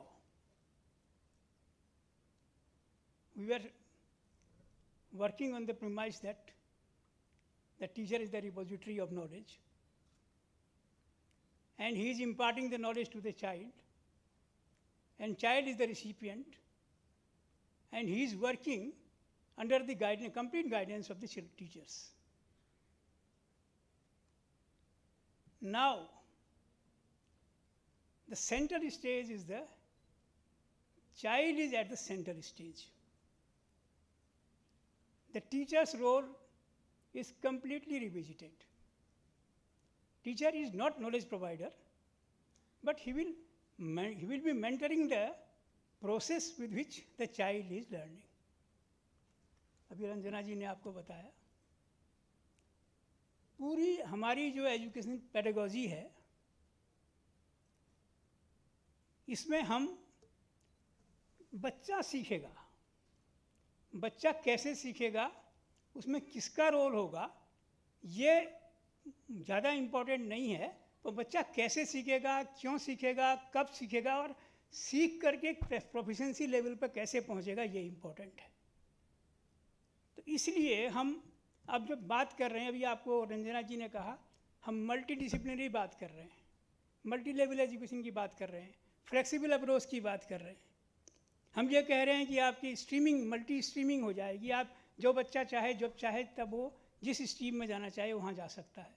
तो ये learner supremacy अब आपके सामने है. इस पूरे entire system में हमने ये मान के चले हैं कि बच्चे का विकास जो है वो इन टोटलिटी होगा, होलिस्टिक डेवलपमेंट होगा, और उसके लिए सारे और भी जितनी चीज़ें हैं वो सब उसके होलिस्टिक डेवलपमेंट में हम सब उसको सपोर्ट करेंगे. तो अभी आपने मैडम से सुना कि अन्नमय कोश, प्राणमय कोश, मनोमय कोश, विज्ञानमय कोश, आनंदमय कोश, ये हमारी इंडियन एंशिएंट इंडियन फिलोसफी है, जिसमें हम आदमी को व्यू करते हैं, हम देखते हैं इन टोटलिटी की, उसके अंदर ये 5 सीथ हैं, 5 लेयर्स हैं. ये लेयर्स हमने अपने समझने के लिए बनाई है. बच्चा पैदा होने से पहले जब वूम में होता है तब से और मरने तक हम सीखते रहते हैं. Learning is entirely continuous process, we learn throughout the life. और इसमें भी डिफरेंट स्टेजेस आती हैं. उन स्टेजेस को हमने इसमें क्लासीफाई किया है, और क्लासीफाई करके हमने ये कहा कि 0 से 18 साल तक का जो है वो बाल्यावस्था, बचपन का या किशोरावस्था या हमारा जो बच्चे का स्टेज है वो 18 साल तक है. इसमें 0 से 3 इयर्स तो हमने कहा कि माताएं देखती हैं, परिवार देखता है, फैमिली के अंदर जो बच्चा होता है उसको लर्निंग होती है, बच्चा सीख रहा है, बच्चे को सिखाया नहीं जा रहा, बच्चा सीख रहा है. और 3 साल से 18 साल तक हमने कहा कि स्कूल सिस्टम आपको अवेलेबल करा दिया जाए. Formerly the entire pre primary education was the domain of ICDS, क्योंकि बाल बाटिका और आंगनवाड़ी ही जो है मदर्स की केयर के साथ साथ 5 साल तक के बच्चे की एजुकेशन को भी देखती थी. अब हमने ये महसूस किया कि बच्चे का जो मेंटल डेवलपमेंट होता है वो 85% उसके माइंड का development before the age of 8 हो जाता है. तो हमने कहा 3 साल से बच्चे को स्कूल सिस्टम में लाओ, 3 साल से 18 साल तक स्कूल सिस्टम में रहेगा, और इसके लिए हमने उसके 4 स्टेजेस बनाए. ये हमारे लिए समझने के लिए हैं. बच्चा कंटिन्यूसली ग्रो कर रहा है, बच्चा कहीं पर इन स्टेजेस से नहीं स्टेजेस से अफेक्ट हो रहा है. 3 साल का स्टेज हमने कहा 3 से 8 तक बच्चा रहेगा, 8 से 11 तक प्रिपरेटरी स्टेज होगी, 11 से 14 तक मिडिल स्टेज हो जाएगी, 14 से 18 तक सेकेंडरी हो जाएगी. उसके बाद वो हायर एजुकेशन में जाए या उसके बाद वो फील्ड ऑफ वर्क में जाए. 18 साल तक की एजुकेशन की हमने इसमें संकल्पना की है, और अब तक हमने जहाँ तक काम किया है वो हमने 3 से 8 साल तक के बच्चों के लिए फाउंडेशन लेवल का करिकुलम बना दिया है, उसके लिए लर्निंग मटेरियल बना दिया है, उसके लिए हमने टीचर हैंडबुक बना दी है, टीचर ट्रेनिंग मैनुअल बना दिए हैं, और हम ये कोशिश कर रहे हैं कि पूरे राष्ट्र का हर बच्चा इस शिक्षा व्यवस्था से लाभान्वित हो जाए। No child will be left. अभी मैडम ने कहा था कि हम हर बच्चे की बात करेंगे। हम किसी भी बच्चे को, वो आदिवासी का बच्चा हो, वो हमारे स्लम्स का बच्चा हो, हम गांव में रहने वाला बच्चा हो, एफ्लुएंट सोसाइटी में रहने वाला बच्चा हो, हर बच्चे की बात करेंगे। क्योंकि बच्चा जो है एक यूनिट है, वो डिफरेंट तरह की सोसाइटी में रहता है, पर लर्निंग तो उसके अंदर हर बच्चे के अंदर लर्निंग हो रही है। और लर्निंग कैसे हो रही है? लर्निंग हो रही है होम से, इन्वायरमेंट से, लर्निंग हो रही है आपके डिफरेंट एजेंसीज से जो उसके पास इनपुट जा रहा है, लर्निंग हो रही है स्कूल में जहाँ पर आप एक स्ट्रक्चर सिस्टम दे रहे हैं, वहाँ पर बच्चा सीख रहा है। तो लर्निंग बच्चे के लिए सब तरफ से होती है। इसमें आप देखिए होम इन्वायरमेंट जो है 0 से 3 साल तक सबसे इम्पोर्टेंट है। 0 से 3 साल तक बच्चे की शिक्षा व्यवस्था में हम क्या कंट्रीब्यूट कर सकते हैं, इसको भी हमने अपने करिकुलम फ्रेमवर्क में लाने की कोशिश की है। और एडल्ट एजुकेशन के लिए भी हम एक कोर्स बना रहे हैं जो माताओं को और जो पेरेंट्स को ट्रेन करेगा कि आपकी क्या रिस्पॉन्सिबिलिटी हैं, क्या आपकी अपेक्षाएं हैं, क्या आपकी अपेक्षाएं बहुत ज़्यादा बच्चे को ओवरबर्डन तो नहीं कर रही हैं, या बच्चे के विकास में आप कितना सपोर्ट कर रहे हैं, माँ का कितना रोल होगा, पिता का कितना रोल होगा, सोसाइटी का कितना रोल होगा, that we are working on. But 0 to 3 हमने इसमें नहीं लिया है, पर आपके लिए इसमें जो इम्पोर्टेंट है वो है 3 से 18 तक। अब तक हमारा जो स्कूल सिस्टम था, जो राइट टू एजुकेशन एक्ट आया था, उसमें हमने 6 से 14 साल तक के बच्चों के लिए प्राइमरी शिक्षा को उसका फंडामेंटल राइट कहा था। 6 साल के बाद बच्चा कक्षा 1 में आएगा और 14 साल के बाद बच्चा कक्षा 8 पास करके कक्षा 9 में चला जाएगा, इतना उसका फंडामेंटल राइट कहा था।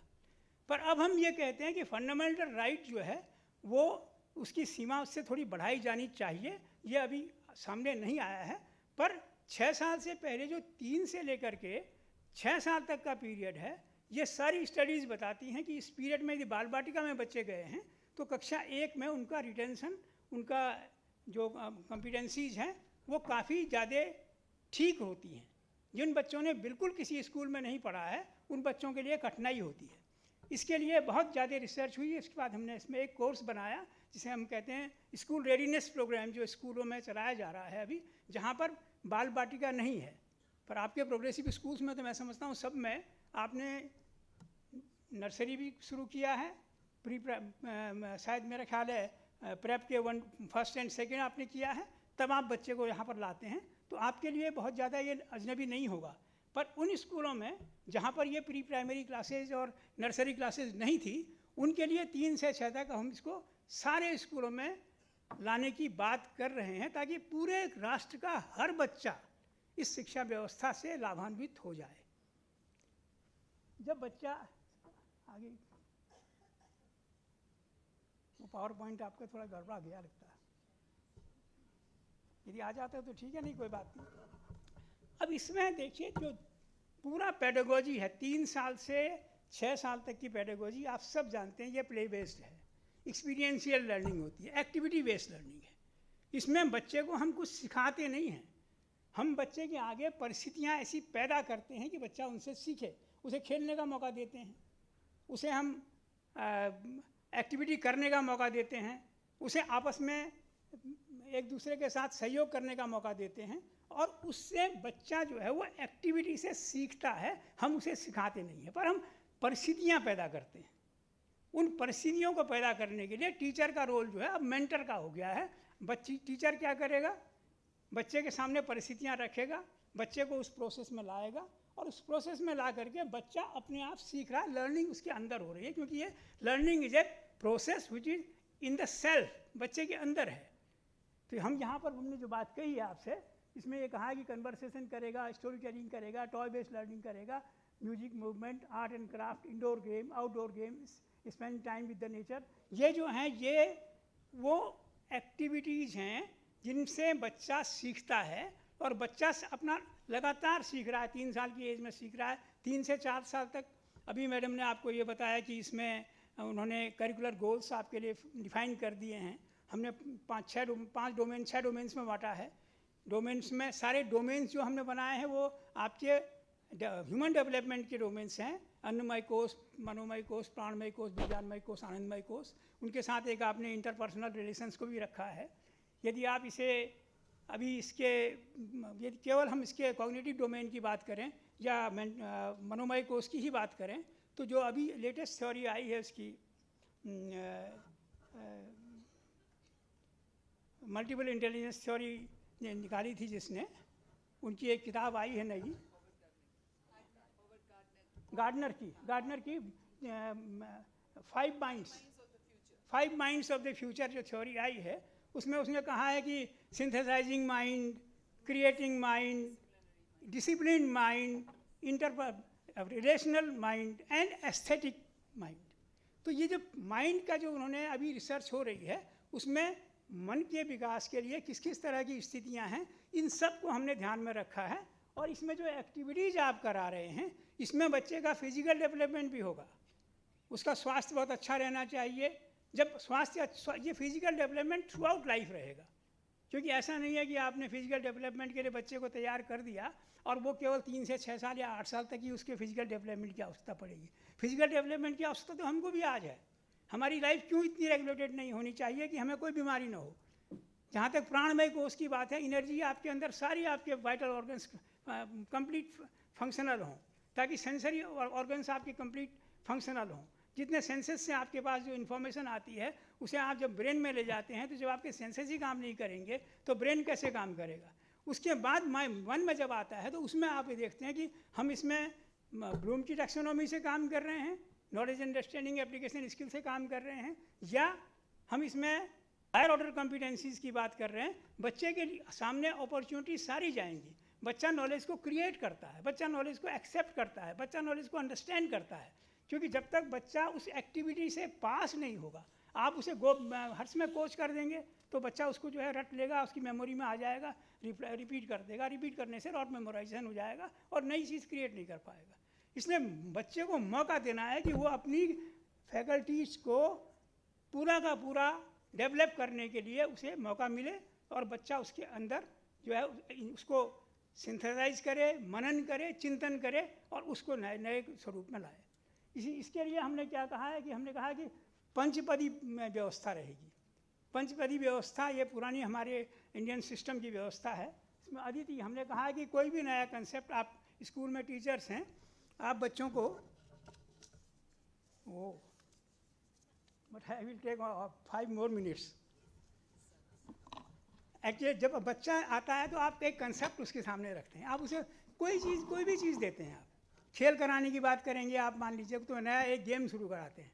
गेम शुरू कराने पर आप उससे कहते हैं कि ठीक है, ये नया कंसेप्ट ये आया है, अब बच्चा उसको समझता है, देखने की कोशिश करता है, उसको बोध होता है, अंडरस्टैंड करता है। अंडरस्टैंड करने के बाद फिर क्या करता है, वो प्रयास करता है। प्रयास करने के बाद फिर क्या करता है, उसका अभ्यास करता है, और अभ्यास में जो आ जाता है तो उसके बाद क्या करता है, उस चीज़ को प्रोपोगेट करता है। या साइकोमोटर की आप लेंगे तो इमिटेशन होता है, मैनिपुलेशन होता है, प्रिसीजन होता है, उसके बाद आर्टिकुलेशन होता है, और फिर नेचुरलाइजेशन हो जाता है। नेचुरलाइजेशन का मतलब यह है कि now you are able to perform that activity in perfect timing. इसमें कोई आपको जो है कठिनाई नहीं होती, आपका वो रिफ्लेक्स में चला जाता है, साइकोमोटर में रिफ्लेक्स में चला जाता है, और कॉग्निटिव डोमेन में आप उसको हायर ऑर्डर कॉम्पिटेंसीज के लिए यूज़ करते हैं। तो ये जो है, इन सब को देने के लिए हमने जो आपके लिए एक इंस्ट्रूमेंट बनाया है, उसको हमने कहा है जादुई पिटारा। This Pitara consist of story books, charts, flash cards, toys, puzzles, teacher handbook and teacher guide. ये सारी चीज़ें उस पिटारे में रख दी हैं, और उस पिटारे में हमने आपसे कहा ये एग्जाम्पलर है। अब बच्चे के लिए टीचर को जो है टॉयज बनाने में बच्चे की मदद करनी है।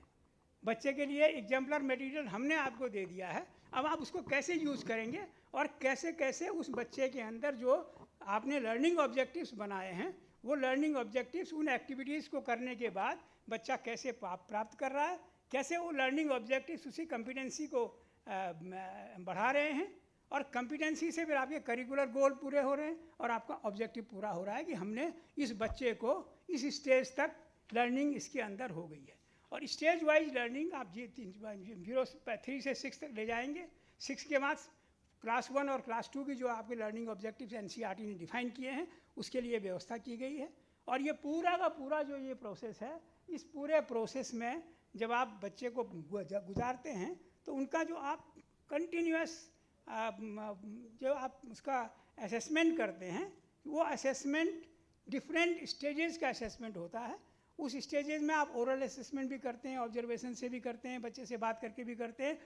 नो टेस्ट, कोई टेस्ट नहीं लेना है। आप बच्चे को देखिए कहाँ पर बच्चा पहुँचा है, उसको आगे बढ़ने के लिए कैसे मदद हम करेंगे और कैसे एक्टिविटीज़ लाएंगे, उसको आप मदद करके बच्चे के साथ अपना एक रैपर्ट बना करके, हर बच्चे को अपना बच्चा समझते हुए यदि आप रैपर्ट बना के उसको चलाएंगे तो आपके हर बच्चे का डेवलपमेंट होगा और बच्चा अपनी क्षमताओं को आगे बढ़ाने में मदद होगा। टाइम बहुत शॉर्ट दिया गया है, मैं आपसे बहुत ज़्यादा बात करना चाह रहा था परंतु आज मैं इसमें बात नहीं कर सकता। मैं आप लोगों को यहाँ पर आने के लिए बहुत बहुत धन्यवाद देता हूँ और मैं आपसे अपेक्षा करता हूँ कि इस करिकुलम फ्रेमवर्क के फाउंडेशनल लेवल के कंप्लीट सिस्टम को आप पूरा पढ़िए, टीचर हैंडबुक को थॉरोली देखिए, लर्निंग ऑब्जेक्टिव्स को जितना माइक्रो लेवल पे एनालाइज करके इसमें रखा गया है, कैसे कॉम्पिटेंसी जाएंगी, उनको देखेंगे तो आप बच्चों के लिए मदद कर पाएंगे और बच्चा अपने पूरे पोटेंशियल को डेवलप करने में, पूरी कॉम्पिटेंसीज को डेवलप करने में सक्षम हो सकेगा। धन्यवाद। थैंक यू, आपका बहुत बहुत आभार। Thank you very much.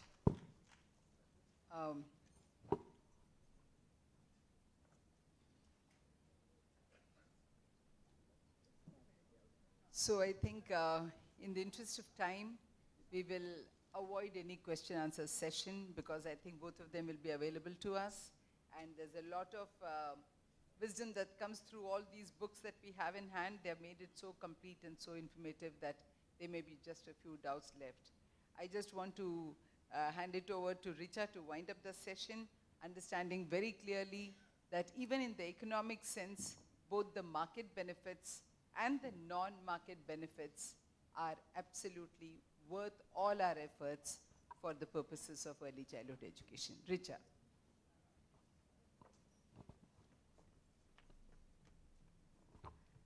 Thank you, Lata ma'am. Both Sudha and Aditi Mishra are showing me eyes, so I will not make this long.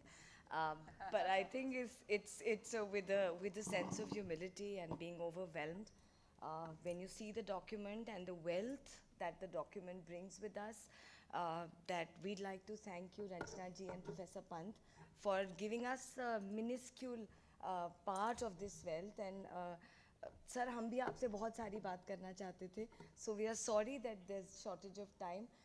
But there are two things that I hope all of us educators take back from this session. The first one is, and three actually, the first one is what Lata ma'am started when she set the context. When you start to teach and when you look at a document like this and try to fathom it, relive your bachpan, because that's the best way and that's the premise on which we should work as educators.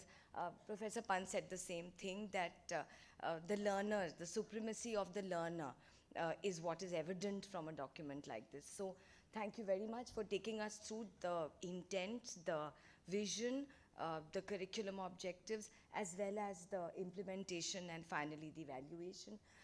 Very grateful to you and deeply humbled that you were here today. Thank you so much, and thank you all of you. I hope you had a good session. Thank you, ma'am. May I request Ms. Reena Rajpal, ma'am, to kindly present a souvenir to Dr. Ranjana Arora, ma'am.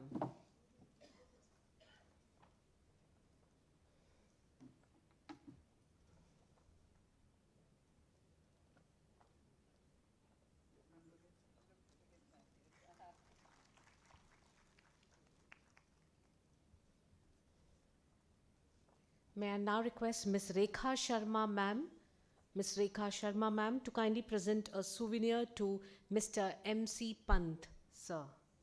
Rekha Sharma, ma'am.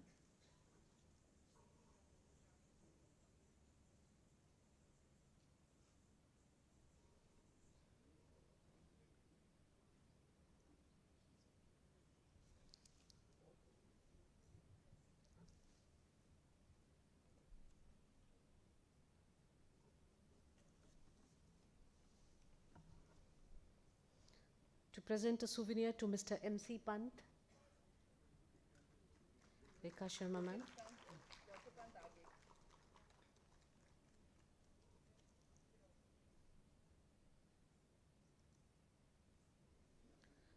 Thank you, ma'am. Thank you, sir. May I now request Ms. Suman Kumar? I request Ms. Suman Kumar to kindly present a stole to Ms. Lata Vaidyanathan, ma'am.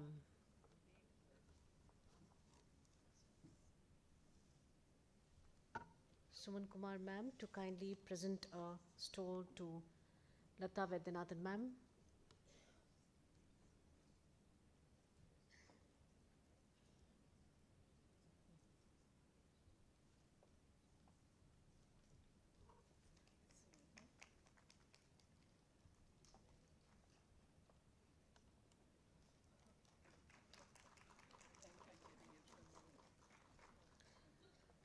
Thank you, ma'am.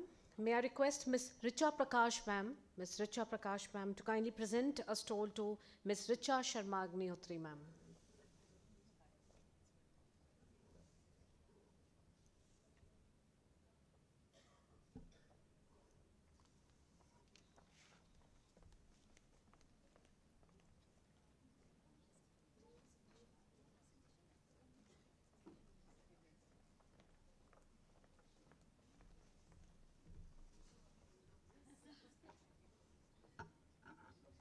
Ma'am, can we have you in front, please?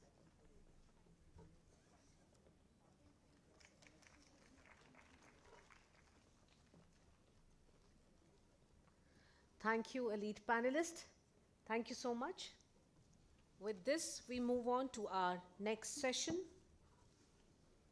But before that, we'll have the teaser for the next session too, which is Lifestyle for Environment. May we have the teaser, please?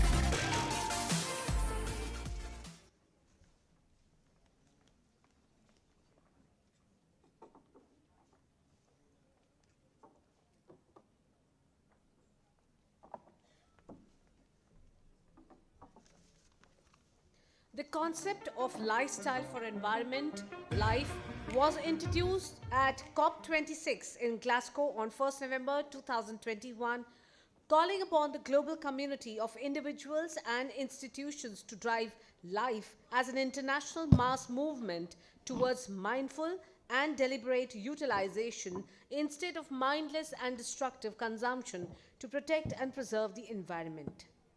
Life puts individual and collective duty on everyone to live a life that is in tune with earth and does not harm it. Those who practice such a lifestyle are recognized as pro-planet people under life. Our session 2, Life for Environment. For the same, may I invite the moderator for the session, Dr. Amita Mullah Vatal, Chairperson and Executive Director, Educational Innovations and Training, DLF Foundation Schools and Scholarship Programs, and former Chairperson, NPSC.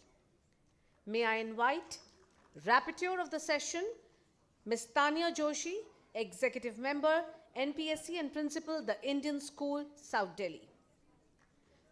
For the coordinator of the session, we have Dr. Aparna Sibalak, Executive Member, NPSC and Principal, K.R. Mangalam World School, South City. Our panelist for the session, Dr. Vibha Dhawan, Director General of TERI, the Energy and Resource Institute. May I request ma'am to kindly be on stage. Ma'am has played a key role in the establishment of revolutionary micropropagation technology park at TERI, She is currently serving as Adjunct Professor, Consul General of South Asia Partnership, Michigan State. She is a coordinator for the Asia Pacific Consortium on Agricultural Biotechnology. She is an advisor to Director General, the International Maize and Wheat Improvement Center, Deputy Director of Research, Partnership and Coordination with Bolog Institute for South Asia. She has been felicitated with Women Achievers Samman 2017, Women Leadership Agriculture Award 2016, the Kamal Kumari National Award, First All India Biotech Association Award. She is a member of the Network Strategy Council of the UN Sustainable Development Solution Network, SDSN. Welcome to the conference, ma'am.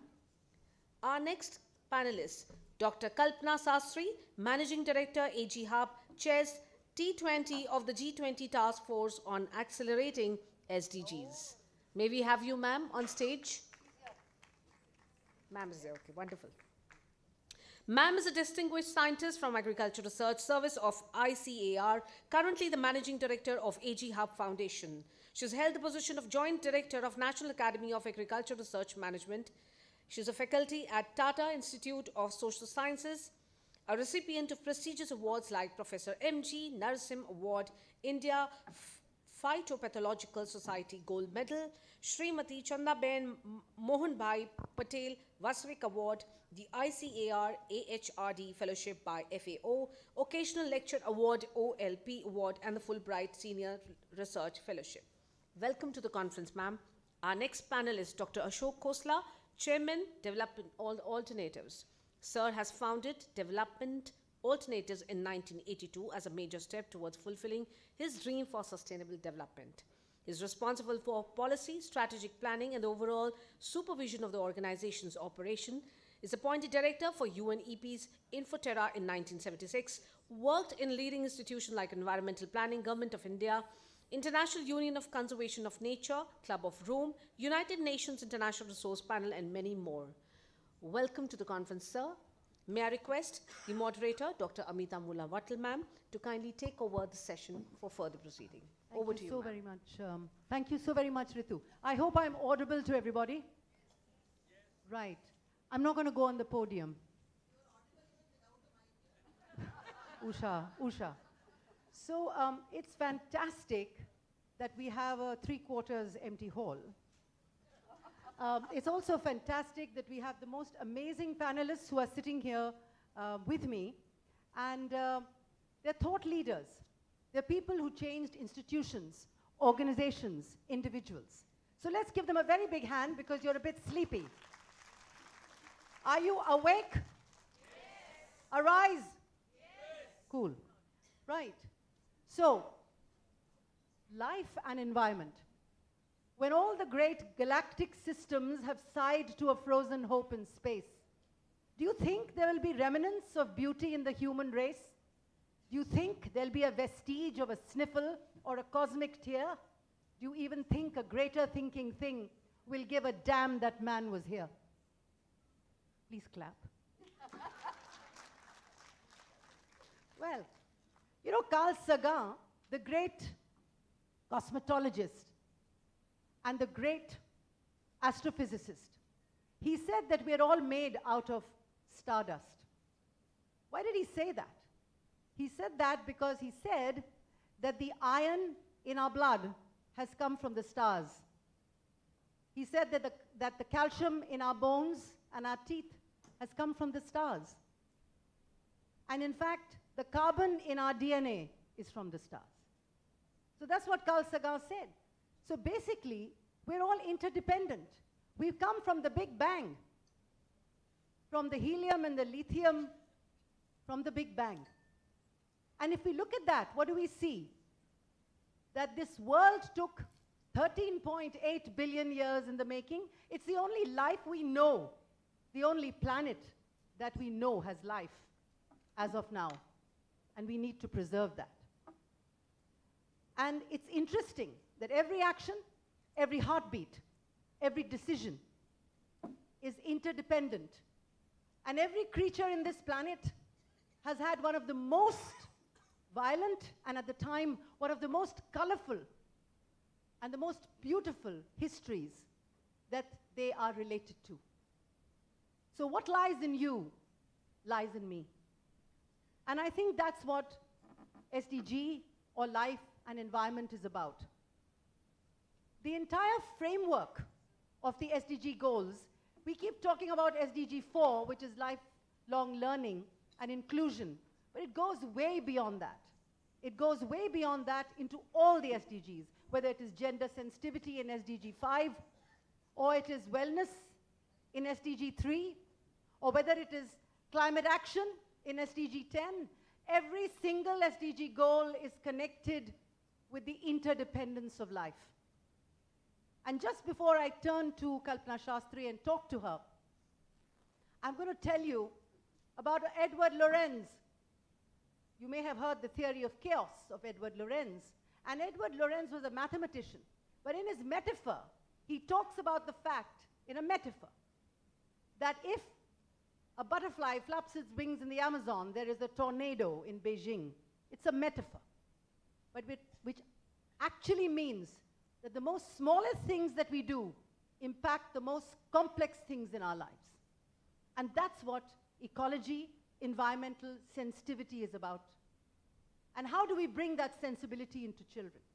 So on that note, I would like to turn to Kalpana Shastri, who is someone who's been so involved with agro-foods, agriculture, the whole understanding of how, in many ways, farm life, farms, food production, food distribution works. And I'd like to share with you that the NCERT, because you were a little concerned in our conversation, that the NCERT is looking at agriculture as an elective subject in 11 and 12, and my friend here, Sudha, had taken us all to the IARI for a workshop, and Sudha, being Sudha, is working on some sort of curriculum for the NCERT for grades 11 and 12 in this area. So your dream is going to be realized, Kalpana ji. Your dream is going to be realized. So on that note, I want to ask you a question. You're talking to educators, so I want to know that you talked to me about a young lady called Srija. And you said that you did some work with these young people, and Srija was in grade 10. And so what is the kind of examples that you think can be replicated in the kind of work you did with Srija, who's, I think, a mix of an urban-rural student? Up to you, Kalpana. Thanks a lot, Amita, and thanks, Sudha, for inviting me here. I come from Hyderabad, but I always treat Delhi as my hometown because I grew up here, and okay, when you get married, you have to go wherever they take you. So you go down the Vindhyas. But the journey to the Vindhyas has also led me. I studied from IRA, where you are now talking. I am a student, ex-student from IRA, and I did, so I'm totally a Delhiite, an urban person who didn't know a word of agriculture before she joined into agriculture and made agriculture as her whole life profession. I have superannuated, but I continue to work, and I now work with innovators. So you're talking about an age where the session before was talking about new curriculum. So you're actually opening up from a very rigid education system to a more open system. That's a very, very good sign. What I'm trying to tell you is already what has happened in the state of Telangana, and this, I know this girl, Srija. She is now doing her intermediate second year, which means she's in the 12th. But it was way back when she was in the 9th, the Telangana government has a state Haritaharam program, which is tree planting program, and it is done through the Telangana State Innovation Council. They promote it at village level schools. Our Srija is a student studying in the district of Gadwal and in a village school. If you talk to her even today, she makes it a point to talk in Telugu because that is the language she actually graduated her schooling from. So a rural background, a rural school, but that doesn't deter a student from achieving something. And what I'm telling you is she was asked to plant by her teachers in the greening program of the school, and given a plastic, a tree, a small sapling in a plastic bag. Okay. So the idea was when she goes to find, and she was allotted a pit, and she finds there was already plastic lying here, because obviously it was a remnant of a sapling which must have been planted previous year, but didn't get into become a tree, and the pit was still empty. So she was wondering, Gadwal is an area where you grow a lot of groundnut. It's essentially a groundnut growing area, and her house is at the back of an oil factory and things like that. So she had heaps of groundnut shell waste which she could actually look. So what prompted her is, my teachers tell me no plastic, and no plastic is not good for the environment, and here I come for a greening program and I see the plastic bag. So why can't we do something different? And this is real story. I'm not fibbing anyway. So she goes back in her own house, in her whatever little mixies and the technology-driven stuff, she tries to make a paste, a composition, and tries to see if groundnut waste can be converted into a biopot. And that's exactly what she did. She did it very successfully so by the time she came to 9th, this was on 8th or 9th, by the time she came to 10th, it was a big, big brainwave innovation across the state. Everybody chipped in. Everybody owns Srija now in the state. Everybody supported her, which is good. What I'm trying to say is, when we are developing a curriculum to instigate our young minds, it is our bounden duty also to have policies which are implemental to take those ideas into shape. That's the message I'm trying to tell you. So she was supported, and okay, groundnut is a crop where you get a lot of aflatoxin, and it is vulnerable to a lot of moisture-ridden problems. So the pot idea is good, but it needs to be made into a product. And that is a very important step, where she needs, where anybody, any idea giver, young person would need a lot of mentoring. Correct. Actually, her principal is the main supporter. He is the one, his name is Mr. Augustine, and a very, very good principal. I really admire that. So Kalpana ji, on that note, let's give a big clap for Srija. Not to me. Srija. And but today she owns a startup. She's in her 12th, I said. She owns a startup. Co-founder is, of course, her parents, because she's underage. And she manufactures 200 biopods each day. And scientists like us have helped her to sort of refine it, the tensile strength, the what we call shelf life, everything. The university has helped her to refine it. Thank you so much for that. And on that note, I turn to Dr. Ashok Khosla. What is sustainability in education? What is the kind of future that we are looking at? And the future is here. So on that, I mean, I know that I've known Dr. Khosla for several years now. And his work, his passion, his empathy, not only for the land, but the people within the land. More so the vulnerable communities, the women, the children, the earth itself. So I'd like very much to ask you, what are the big ticket challenges that our nation's young people will need to deal with during their lives? Dr. Khosla. Thank you, Amitaji.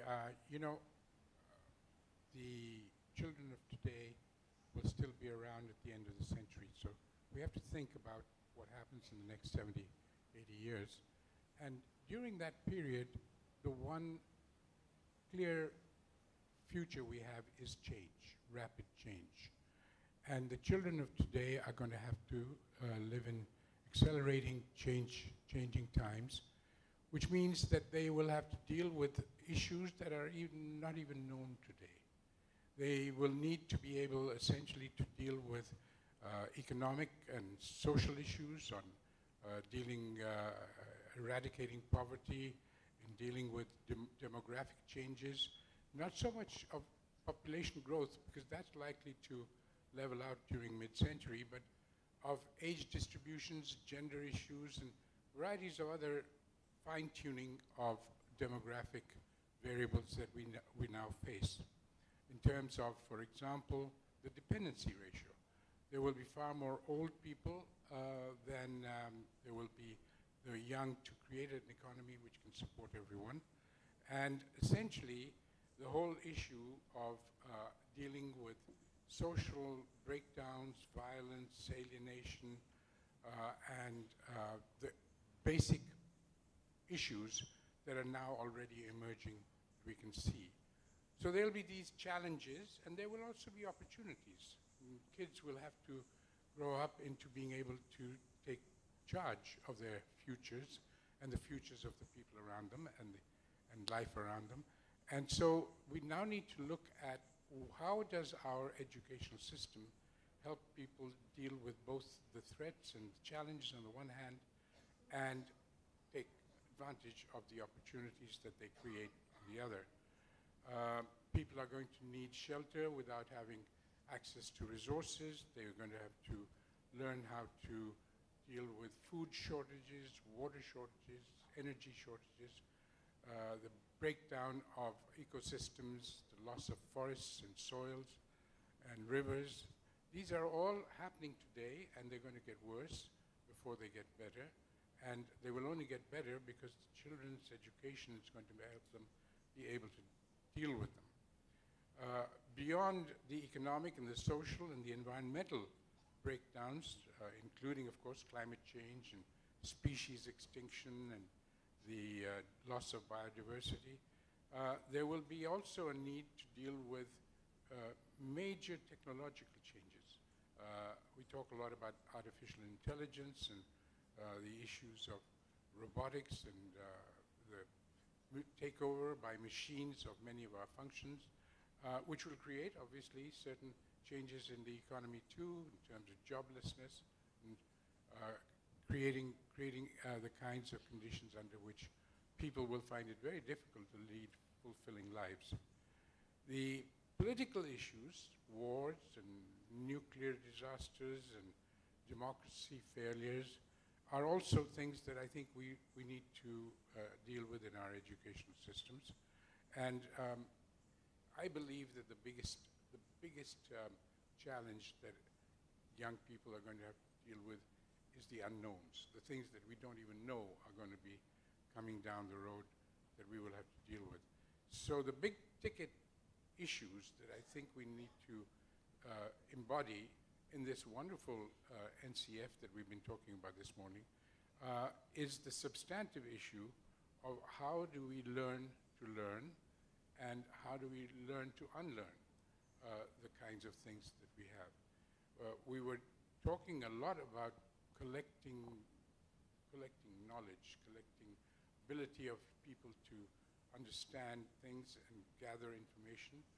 Collecting is very important, but connecting is even more important. Connecting the dots is where the future lies. And I believe that we need to now introduce into the curriculum not just what we call design thinking, which is very important, but systemic design thinking, systems dynamics, for example.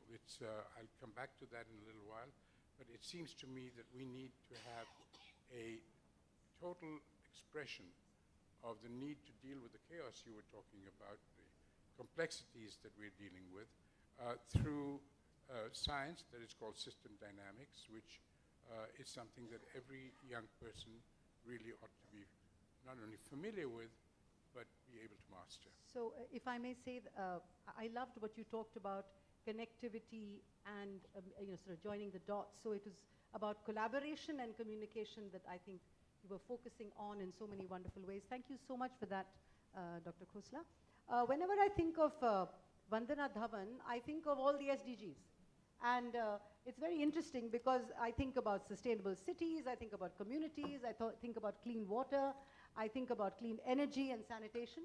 And from the 80s, you have been around, Terry. And you've done some remarkable work in the area of ecology and connection with children and with schools. Terry itself is a pioneering institute in that area with sustainability. So I'd just like to ask you that as a pillar, how do you think that, what is the kind of success that we need to have, and what is the kind of passage or pathways we need throughout our lifetime, if there be one or two that we can consist or persist upon as we move forward as educators, as students? Thank you. Yeah, thank you, Anita.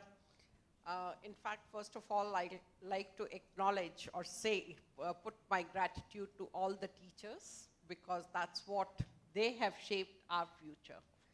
And believe me, even today, the learnings of primary school, we still remember in a very different context. That time it was more of, it has been told, but today we know how important it was. And of course, as you have grown, whatever, I'll say those are the important lessons. And then whatever you learn, maybe you have specialized in a particular field, but you look at even those problems very differently, of it altogether a different subject. Now, when we talk of sustainability of SDGs, the problem is in this world, there are so many things, and very rightly mentioned, that we are going through a phase which is challenging, and at the same time, it's giving us many opportunities. What has happened, like in India, I'll say that we, really speaking, at least my generation, never learned the word sustainability, but we were practicing. Today, it is that children, they talk of sustainability, or they are to be reminded that sustainability is something important. And of course, I have grandchildren, and I always tell them many stories in the story form why particular aspect is so important. Now, sustainability is in everything. Now, at the time when perhaps our parents migrated from Pakistan, or even when they were in India, they had something to look forward to. They had to build so many things. But today, everything is served to a child on the platter. They are not ready to listen to the world, no. And the morning presentations, they were so interesting that unknowingly, between 0 to 3, they learn what is being practiced at home. You can never teach them sustainability if you are not practicing it. So they will observe their own parents. Now, where we have gone wrong, or the society as a whole, it is that we have moved from a sustainable, because it's something like, if I'm earning, why should I save? Why should we be putting labor from morning till evening? What for are we working? So that is the kind of teaching we have given to our children. It's not, holiday doesn't mean I have to go overseas. I have to go thousands and miles away and spend a lot of money. I can get the same pleasure by going to a national park. And that's where I'll also see animals, how they take care of their children, what is survival of the fittest, how active you should be. But perhaps we are not inculcating that habit in our children. And again, there is also a myth that if you want to be comfortable, you really have to spend on energy. Or if you want to go for greener, it's going to be expensive, which is not true. Simple things like solar, if you talk of solar rooftops, you talk in terms of having houses with earth-air tunnel, it's not that air conditioning is always the answer. What is happening today, and I'll say even my generation, is that you don't even go and do any exercise. You go to the gym taking your car. And I'm sure you all witness that outside your schools. It becomes like, if you want to buy a car, just stand outside your school, you will find every model in half an hour kinds. Why? In our times, there were no buses. So with the result, we had to use the public transport, no fixed time. You are running to catch the bus, which were always overcrowded. Today, even 50% of the children, they don't use even the school bus. Is that sustainable? You talk of water. Each one of us perhaps RO water at home, and without realizing that you are removing the nutrients. And then you have arthritis, or you are taking multivitamins. So one hand, you are removing them. You talk to the builder and he'll give you a way. Never ever he'll say, yes, the government insists on water harvesting. I'll just put the pipe 5 meters, no one is going to dig it. So they and you also, you are happy, you want to save money. But one thing I want to tell you, at least till the primary school, children regard their teachers as God. So whatever is being told to them, they have to follow. And they will teach, and therefore, through you, I presume that the message will go, and they will train their parents that don't go wrong, and it will become a habit. Thank you. That was, I think that was wonderful, because these are tips that we need to really look at, and they're meaningful.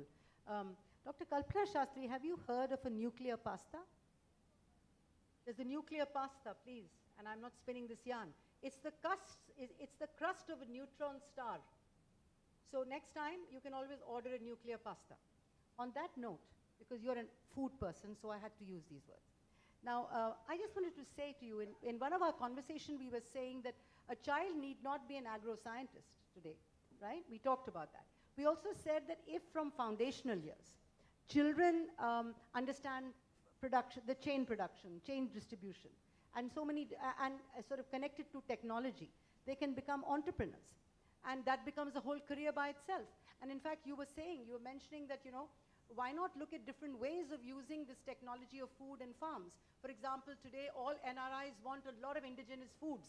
And can we then increase the shelf life in Sweden of a poha or of a dosa of whatever, or of a pasta?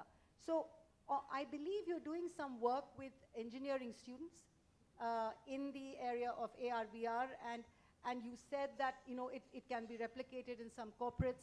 So do throw some light on your work in this area. I must admit, everything I say is what work the entrepreneurs do. I hardly do any work myself. So it's the work of the young entrepreneur. One interesting thing, I've been in this agri-food entrepreneurship for last 15 years now. A good amount of life I've seen how people have come. But in my incubator, where we have 50 entrepreneurs almost as incubatees, hardly anybody is from the agriculture background. What I mean to say is, the people who are training to be engineers have started looking into agri-food as a very good domain area to use and make certain applications. And in the presidency of our country's G20 presidency, we have also identified digital tools as an enabling factor to reach the SDGs. Okay? With that in mind, you have so many young brains coming up with all the use of digi technologies and trying to say, we want to do something in agriculture. That's the buzzword now. So I have two young boys who are coming actually they started as a hobby, AR, VR, and I'm sure many teachers will say, you have students who have it as a hobby. This is an opportunity for us. Can we take them and try to galvanize them into this exciting area of food value chains, what we say, from production to consumption? There are so many gaps, and this digital technology can. So in doing that, what are we doing? That boy doesn't even know that there is something like a cow. I'm not joking, it is a real thing. He said he really hasn't even seen a cow yard and things like that. So when they are trying to use that tool, they are into agriculture, they get into the space of agriculture, the real farm. So they get a twin benefit, which Dr. Khosla was talking, that some of the new challenges. We have to make them unlearn what that food is actually growing somewhere, and there is a lot of effort for growing it. So AR, VR, these are exciting tools for the young minds. What I'm trying to say is, let them use the modern technologies, but can we bring them back into some of the known systems where they can expand and use these technologies to make products which are of value for the systems. That's what I'm trying to tell you. Make agriculture, make going to a farm more exciting. But the real farm also they should visit. They should not sit in front of the computer and just make gadgets. So, Dr. Kalpana ji, you went to a farm in Chhatarpur, if I may say. Yeah. So she was a Springdalian, so she went to a farm in Chhatarpur. So I think maybe you learnt those seeds when you were a small child. Who knows? Right. So on that note, sorry. Sorry to interrupt you. So if that is the clue, I think it's our duty to see that the children's mind, they're ignited and they start loving nature. I'm picking from what Vibha was mentioning. The love of nature has to be inculcated. And I totally agree with her. Holidays are not foreign trips. Holidays are just going to the pond or, looking at the plants around. Thank you. Thank you for that. Integrating competencies into curriculum, one talks about systems thinking competencies that Dr. Khosla mentioned, anticipatory competencies, competencies which were strategic, normative, self-aware, of course the usual critical thinking that we talk about in decision making. So on that note, what are the kind of skills and competencies, Dr. Khosla, that you think that today's students will need to enable them to meet and overcome the challenges of nearly the 22nd century?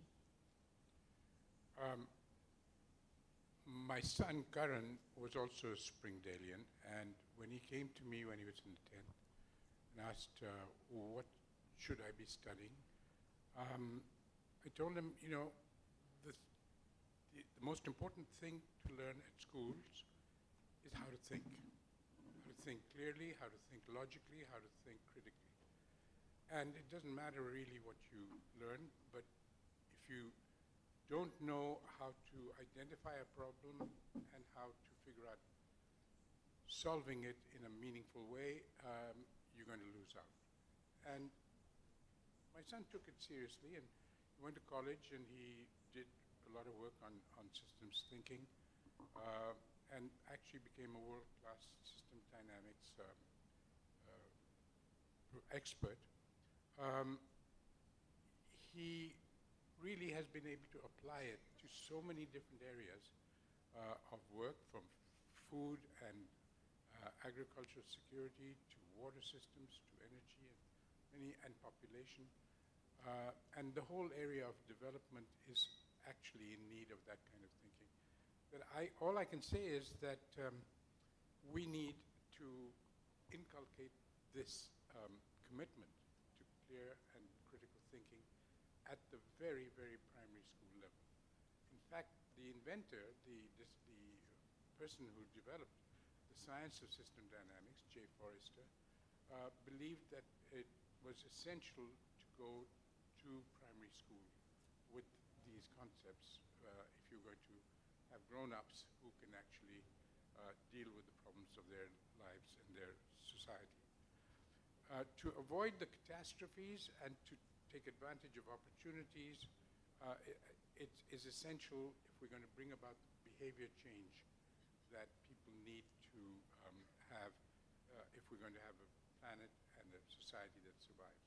So in my simple-minded approach is that you start with what is the behavior change you need, and that is how do you deal with uncertainty, how do you deal with unknowns in a way that is good for everyone, and work back from that to the kinds of specific substance topical areas of education that you need to be able to. Thank you very much for that. In fact, I was just thinking about what you said, and I think we can teach algorithms at the nursery level, because a sandwich is really making a sandwich is an algorithm.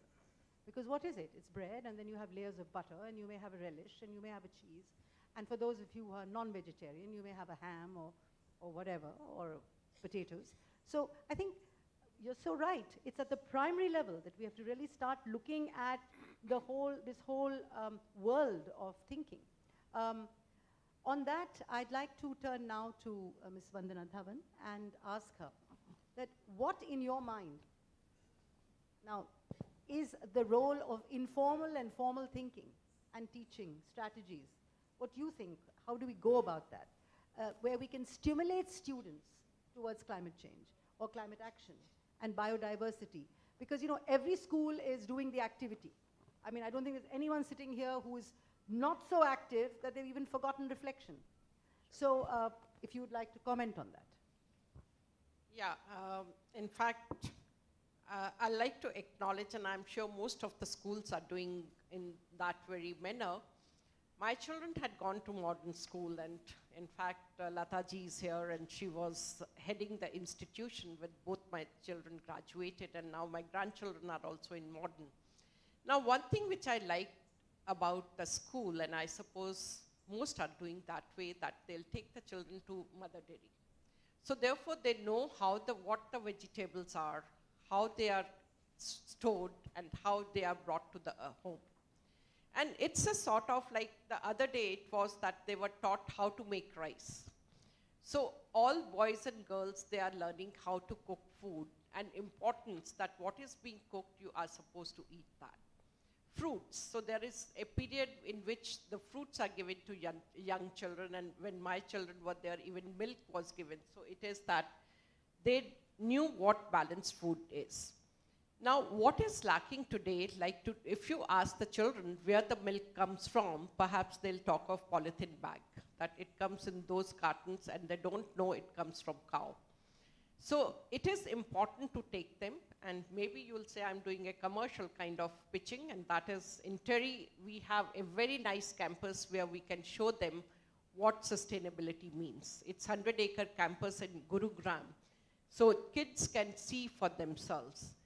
And a sort of nature walk, so that they start doing that. And I'll also like to acknowledge one of the programs that Department of Biotechnology had done. It was called DNA Clubs. That was Department of Biotechnology Natural Resource Awareness Program, which was done in the northeastern region, which is rich in biodiversity. So a child should know how important a butterfly is, how important the insects are for pollination. So those are the kind of things you take them out and you tell them. That last point I like to make. The other day I was in one of the schools and I asked children, how many of you understand climate change? And I'll say half of them said they understand. And I said, who is responsible? And the answer came, industrialization, which is not true. And I asked them, do you think you are also adding to the climate change? And I'll say not even 10% thought that they are responsible. So we have to tell them that their actions such as they leave the lights on, they'll switch on the geyser maybe 2 hours before they go for taking a bath. They will insist they want to use the car. So they should know that they also leave a carbon footprint which is not good, and therefore they should be more responsible. Thank you. Thank you very much for that. Dr. Shastri, you were talking about translational careers. You were also talking about the fact that, see, I've seen all your videos. So you were also talking about the fact that we should get out of these silos and just not think. We're still thinking in silos in our country as far as careers are concerned, for whatever we may say 20th century or whatever the new careers are. Could you tell us, is there something, so how do we develop a sensitivity in the school system, apart from the fact that we have these career clubs and we have these people who come breeze in and out with foreign universities? How do you develop a sensitivity for students to come out of their boxes and say, irrespective of which foreign or national university asks me, I want to do this? How do we do that? Okay, I think the sensitivity starts in developing the child to say and think on his own and be assertive. I can only take my own example. I was, yes, of course, Springdale's, and it was a really good school, and that's the reason I came today to Delhi. Thank you very much. And it builds you a lot. So if you're a topper in the school, automatically nowadays, it used to be medicine. You know, if you do bio or an engineer. Why can't we let them go? I think now that change has also come, but then the children get confused. They all get, they're not able to take decision. So I think the role of schools in building that sensitivity is enormous. You know, you'll have to make them a little assertive, and that go backwards. To become assertive, you need to have a good amount of knowledge. I got a medicine seat and I voluntarily opted for not taking medicine, and I wanted to pursue agriculture. Because there's some story on that also. I was definitely motivated, and that stuck in my mind. My parents were a little amazed. My colleagues who, when I did BSc Botany in Delhi University, were amazed. Why? With these marks, you would have walked into a medical college. I said, no, I'm going to do this.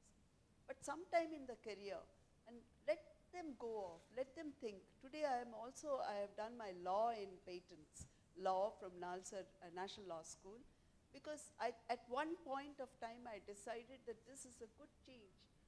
So, you know, the traction to be able to drive the vehicle in the way we want on a road which is firm is important. And that thinking comes at the back when you are in the school level. And of course, the familial background, the parents, how they let you understand.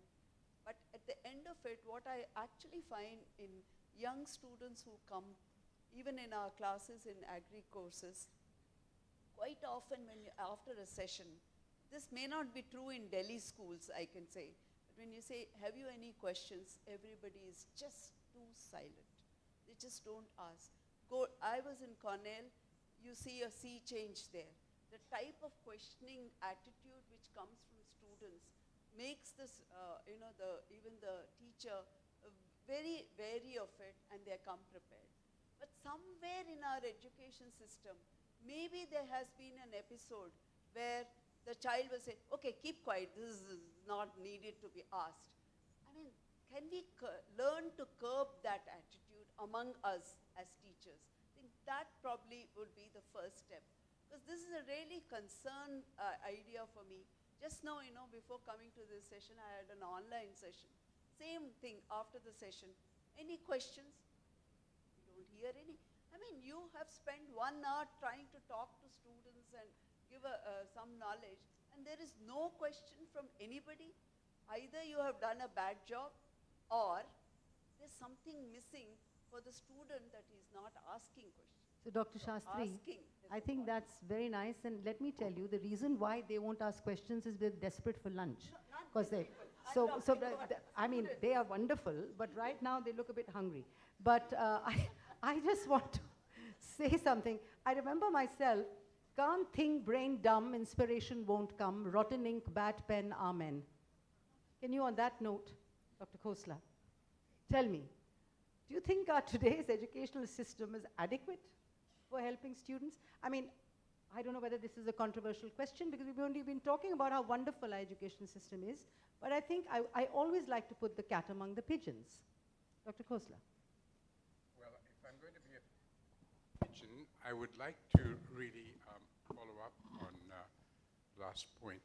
This morning we've heard a lot about the NCF, and what I'm going to say is not countering that, but is going in parallel with that a little bit, which I think is rather important for the education systems of tomorrow.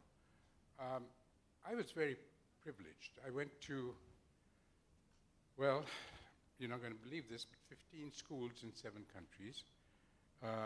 And my son, whom I referred to a little while ago, went to 7 schools in 3 continents. And I have a bit of exposure to different kinds of educational systems, not to mention the most recent and the most amazing system of all that I've seen, which is in Finland, and which has done incredible, profoundly fundamental changes in the way people learn. But I say this because to establish my credentials that I do have a little bit of formal experience with schools of various types.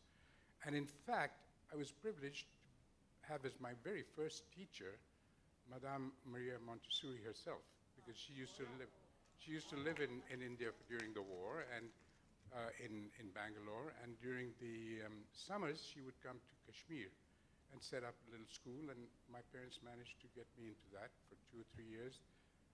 Summers, we had, my brother and I had her as our teacher, which was quite a privilege, and I'm not sure it's going to lead into what I'm going to say directly, but most of my learning in my life was from osmosis. It was not from formal education, not from sitting in front of a board and learning from a teacher or from a book, but rather from all the other things we did, the treasure hunts that took us all over London City to see things that people didn't see, the kinds of things you read in newspapers and in magazines, the kinds of, and school was very important, but recognizing what we heard this morning, we need to realize that there are things outside school which are very, very important too. One of the big projects that my organization is doing right now is on adult women's literacy, precisely because it's important for that home part that we were talking about, to be able to give children a chance to have some degree of literate atmosphere, environment in the home. But the point I want to make really is that we learn a lot from literature. We learn a lot from other things that we don't have in the classroom. Now, President Xi Jinping of China has understood this, and he has actually commissioned my colleague Gunter Pauli to write 365 fables which carry the messages of sustainability. These 365 fables have been published. They're right now available all over China in a print run of 3 million, and they are available in every school and trains and all over the place, and they carry these messages. And now we are at the moment publishing them, only 20 for the time being, in a bilingual version in Hindi and English for this coming scholastic year. So I just want to say that a way of teaching people hands-on knowledge of what they're going to need to survive and grow and flourish and be fulfilled in their lives actually comes from ways in which it's not purely a classroom effort, which is what we associate with educational systems. So I would really like to suggest that we give a lot of thought. We learned from Aesop's fables or Panchatantra or La Fontaine, and there are hundreds of ways in which civilizations, cultures have communicated from generation to generation the need for understanding and knowledge, the need for values, the need for morals, the need basically for wisdom through literature that is accessible to everyone. So I would say that in addition to the kinds of things that NCERT and the Ministry of Education and everybody else are working on, we really need to figure out ways in which creative communications through music, through art, through poetry can actually supplement what we have in our school classrooms. Thank you very much for that. I just want to apologize deeply because in my sort of passion of the panelists, I've been consistently referring to Vibha as Vandana. So I would like to apologize for that. No, I would. And I don't want to sort of say that Vibha by any other name smells just as sweet, you know what I mean? So, but she does, you know. So on that note, Vibha, I just want to say that I saw your video the other day, and I was looking at the passion with which you spoke on COP26, you know. And you talked about, how developed nations needed to really walk the talk because they're developed. And so they can easily give us the preachy bit about, you should not do this, or you should not do that. And so right now, South America, Africa, India are in that bracket where we're still developing. So I just want to know that, we need certain climate action, we need finance, we need intergenerational equity. Could you give us your personal views on the space where you would like to see yourself and India by 2030, 2040? Sure. Well, as you all know, we have these COP meetings every year. And of course, many times I feel that we are only talking and we are perhaps creating more of carbon emissions than looking for a solution, because you are talking of last COP was attended by 45,000 and we are expecting 80,000 to attend in Dubai this year, and they create the entire infrastructure which is then dismantled. So look at the carbon footprint of COP meetings. Now the whole idea is that there has to be an international platform for negotiations. You need to discuss what should be the future action. We also started talking about that polluters should pay, and that is what they have done in the past. Like countries like ours, we have very little contribution to the existing challenge of climate change. The worst part is that countries like ours, we are going to suffer the most. Climate action for two reasons. One is our temperatures are already on the higher side, so any further increase is going to impact even the crop productivity, our own productivity, because in very hot season, even human beings can't work to their fullest efficiency. And the other is that we are already seeing the impacts of climate change, whether those are floods in different parts of the world and so on. But then those communities which even today are struggling, for them to have any of such challenge, they cannot meet it. If there is a flood in New York, maybe the community or those residing over there will suffer for a month, or 1% of their income will go away. But in our country, perhaps it will be 1 or 2 generations, because if they lose everything, they can't even send their children to study. So therefore, impacts are going to be far greater in our country. Now, one thing which is there, we are talking of loss and damage fund, we are talking of carbon financing and so on, but nothing has come on the table. But that doesn't mean that as a country, India will keep on waiting for it. We have to act.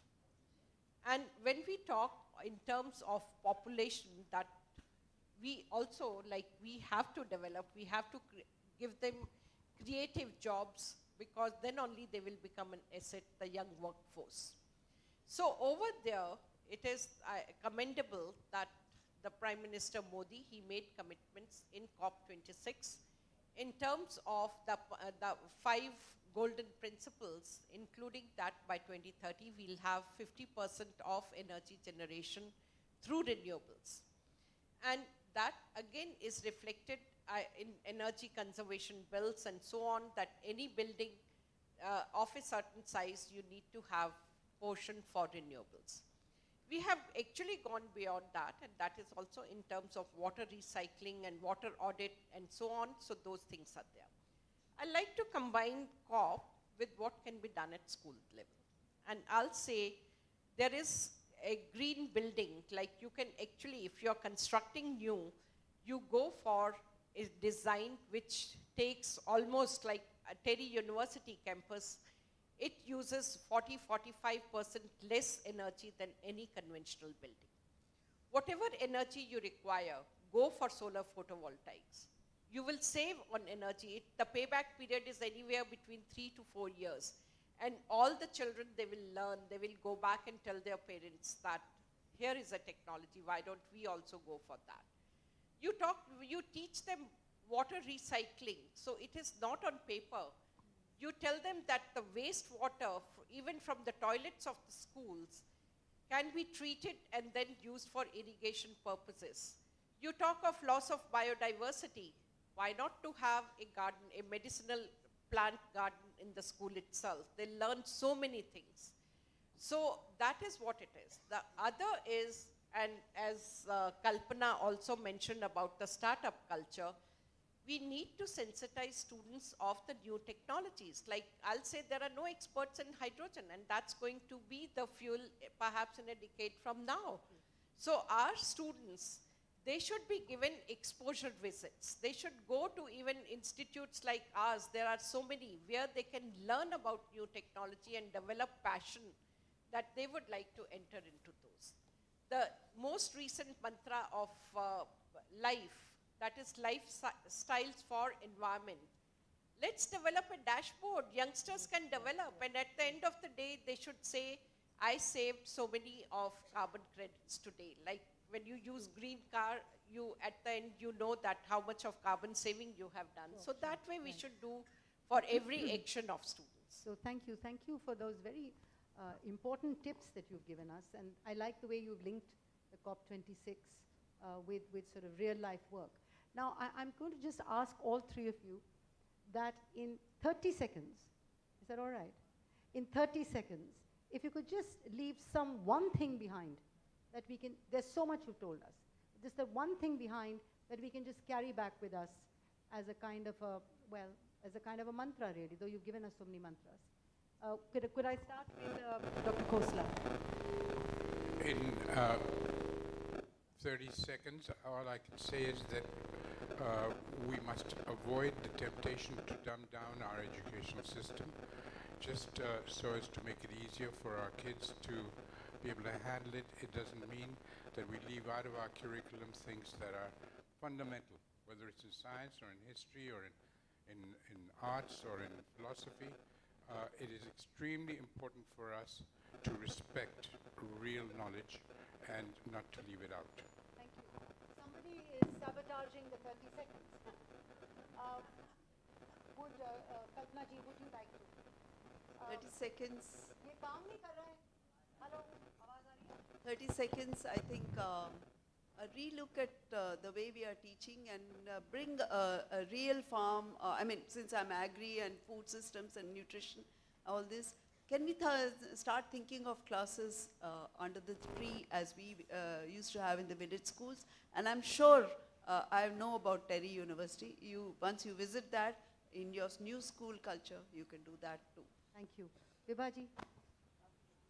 Well, being mother, one thing is there, give freedom to your children. And I'm sure they'll do very well. And now with the new education policy, even at the senior level, they can change their streams. So let's believe in them. And I'll say you are the nation maker, because they will remember what you are teaching them and they'll always look up to you with respect. Give them freedom and they'll bloom. Thank you very much for that, and thank you very much. Thank you so much for the wonderful wisdom of the panelists. Kalpana ji, Vibhaji, Dr. Khosla, thank you so much for that. All I would like to end by saying is that life is an offering given to us from the universe, and learning is starlight. So let's make that connection. Thank you, and God bless, and thank you very much for that. Thank you so much, ma'am. May I now request Ms. Malini Narayan, ma'am, to kindly present a souvenir to our panelist, Ms. Vibha Dhawan. Malini, ma'am.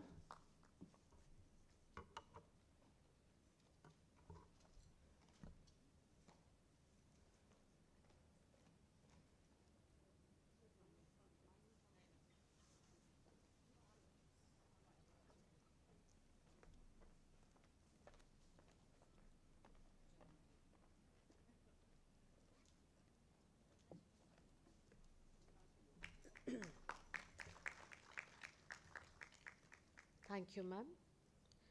May I now request Ms. Geeta Gangwani, ma'am, to kindly come up on the stage to present the souvenir to Mr. Ashok Khosla.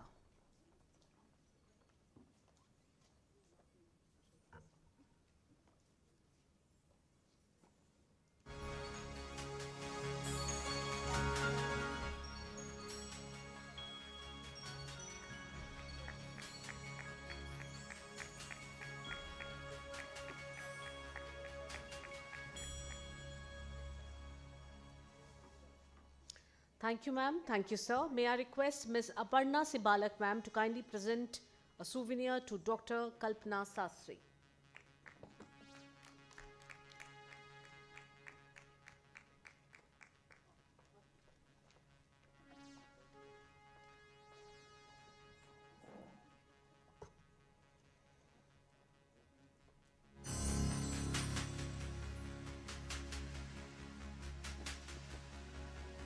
Thank you, ma'am. May I request Ms. Rita Sen, ma'am, to kindly present a shawl to Dr. Amita Mullavatal.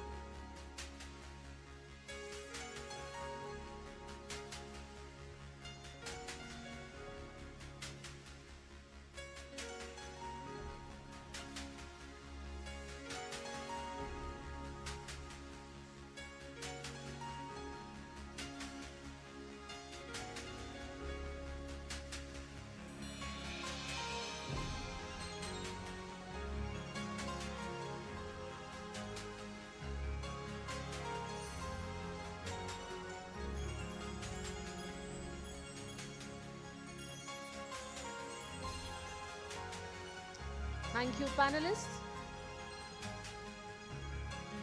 With this, we move on to our next session. Kindly note that lunch will be served after this performance. May we have the teaser, please?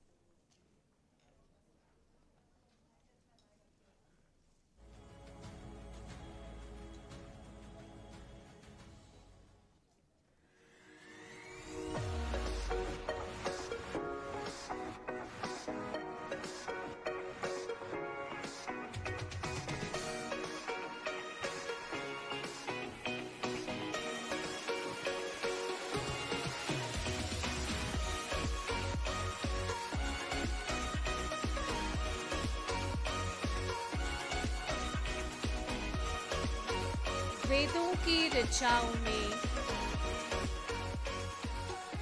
की ऋचाओं में बखूबी लिखा गया है, यत्र नार्यस्तु पूज्यन्ते रमन्ते तत्र देवताः।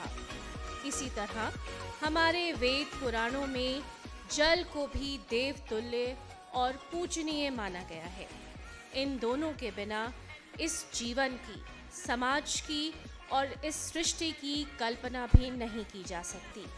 और इन्हीं दोनों के साथ ही गुंथा हुआ है हमारी ब्लू इकोनॉमी का अस्तित्व। कुछ ऐसे ही भावों से सराबोर है आज का हमारा पहला सत्र, तीसरा सत्र, Meenal the precious gem, women, water and blue economy, जो कि पद्मश्री तथा संगीत नाटक अकादमी पुरस्कारों से सम्मानित महान कथक नृत्यांगना शोभना नारायण जी तथा असावरी रेपर्टरी की मनोहारी प्रस्तुति है। महोदया, आपका अभिनंदन। सत्र का आगाज करने के लिए मैं मंच पर आमंत्रित करती हूँ मॉडरेटर के रूप में माननीय Aditi Mishra ji, vice chairperson NPSC और director Delhi Public School sector 45 Gurugram. Ma'am, you are welcome. Rapporteur के रूप में मंच पर आमंत्रित हैं माननीय Meenakshi Gupta, joint secretary NPSC और principal SD public school Patel Nagar. Coordinator के रूप में हमारे साथ हैं माननीय Yogesh Gambhir, joint secretary NPSC और principal DRV DAV centenary public school. आप सभी सुधीजनों का अभिनंदन।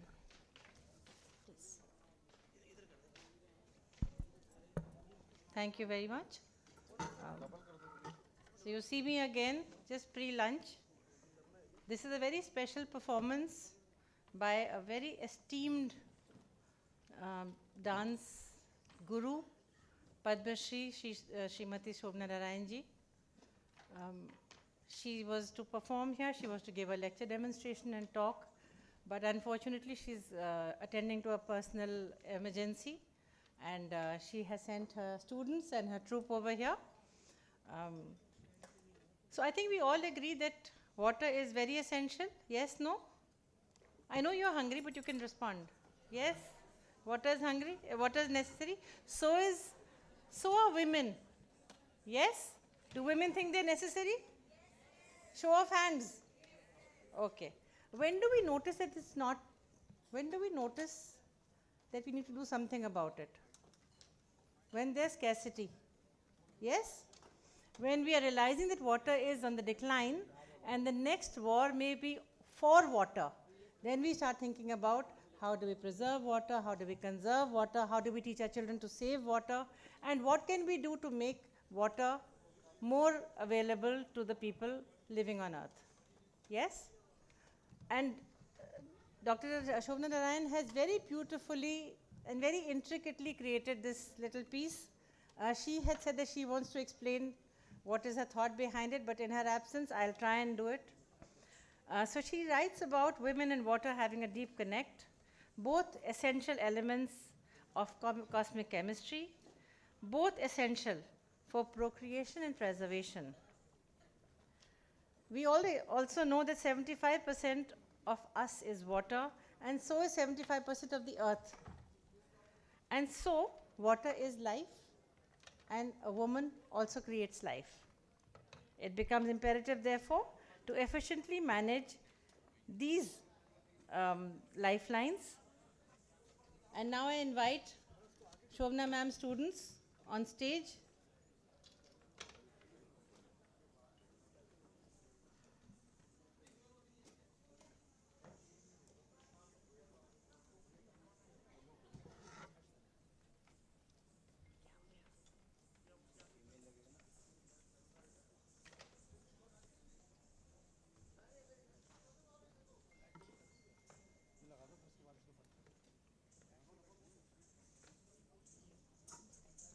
Thank you.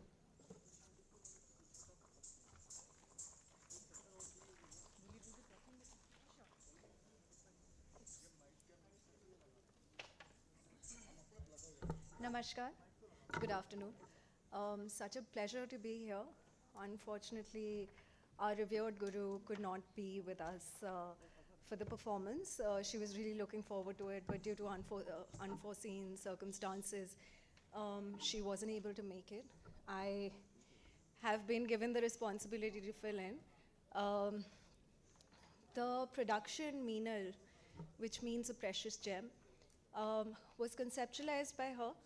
It was based on the idea how all life forms stem from the existence of water. And similarly, women are the source of us and our existence. And the interdependence of water, even the safe haven of a mother's womb has the existence of water in it.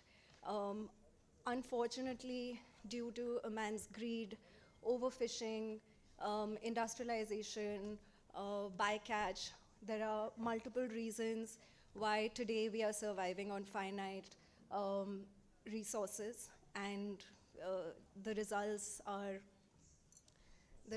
pretty evident in the drastic climate changes that we are seeing. So that is what the production is all about. You will be able to see our dancers, Didi Shishyas, including me, perform this. Thank you.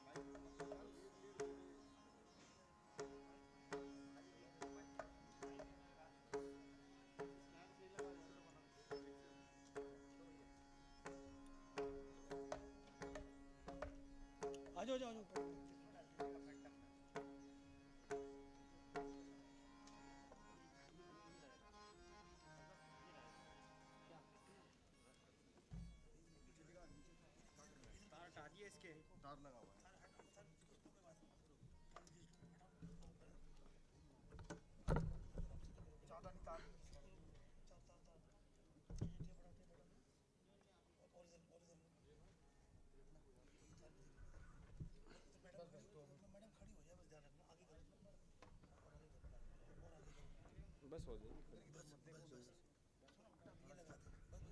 बस ठीक है ठीक है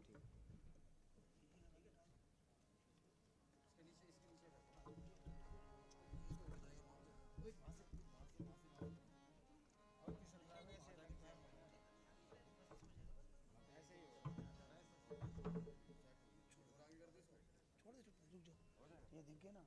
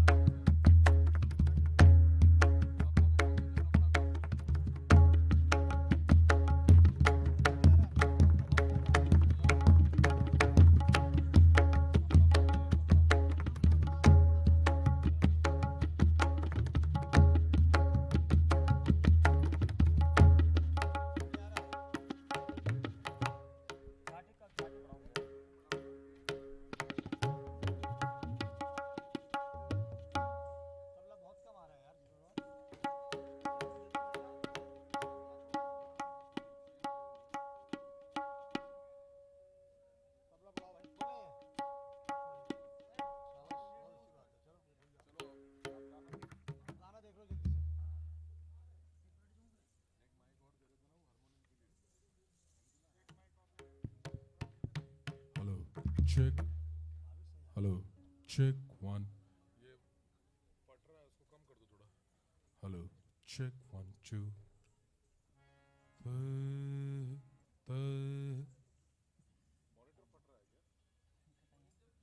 Hello, check. Hello, check. तो थोड़ा सा volume देखना, देखो इफेक्ट वगैरह डाल दो भैया. Hello, check 1 2. Check.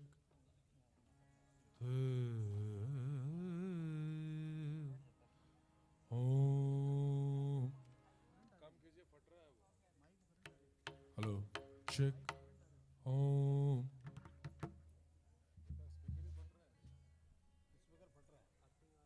Hello. Oh. Hello. Check.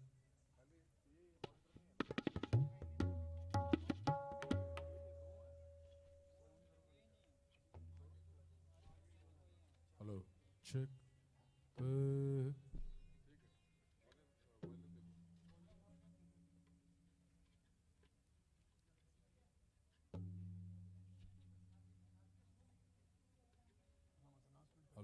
Check.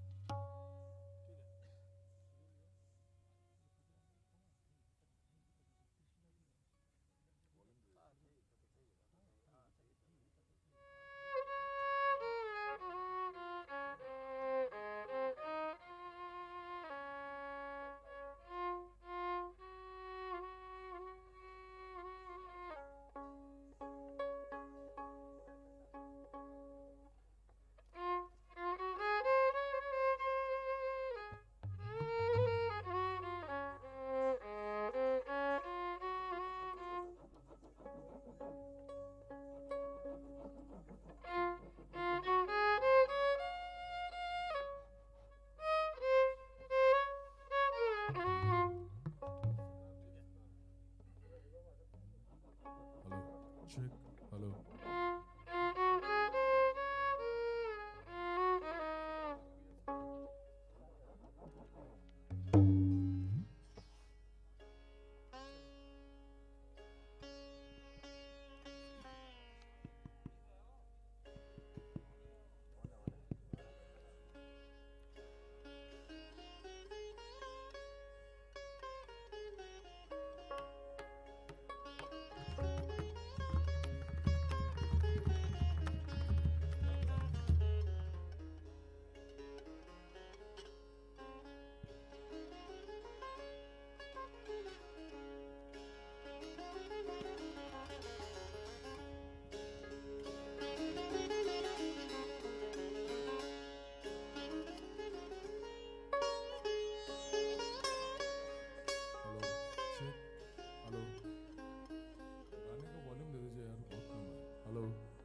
Check.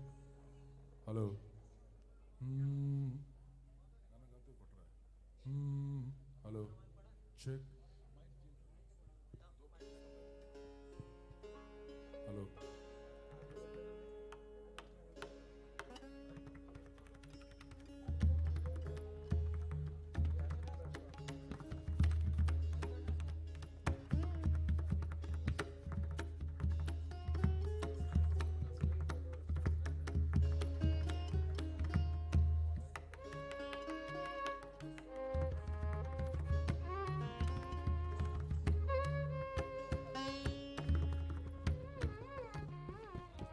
Hello.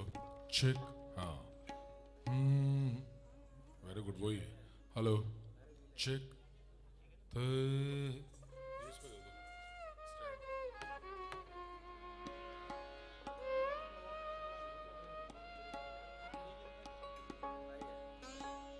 Hello. Check.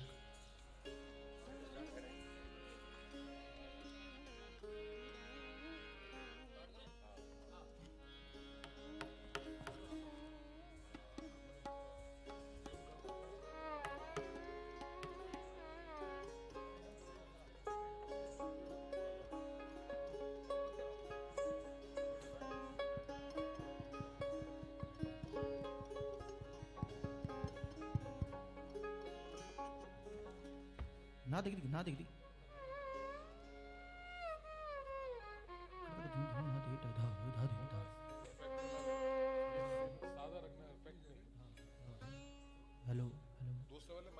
Hello hello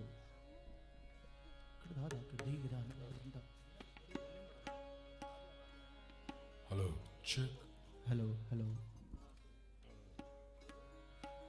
कड़दादा कड़दी गदान दादन दागन कड़दा कड़दा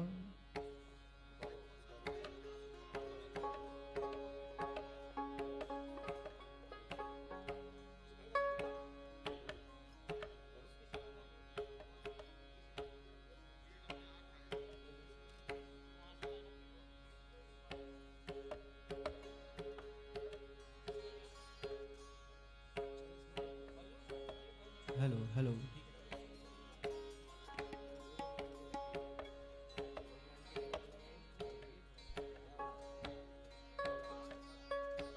हेलो हेलो धा धा धा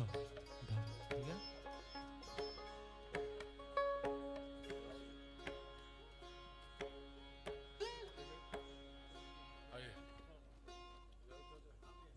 ठीक है हेलो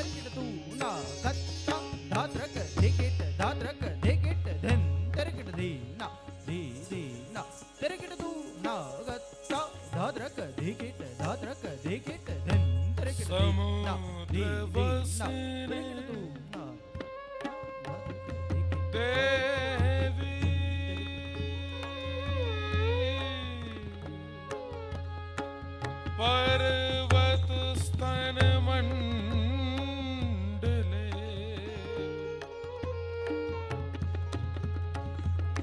विष्णु पत्नी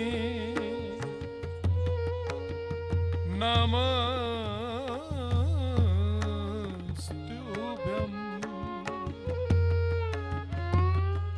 पादे स्पर्श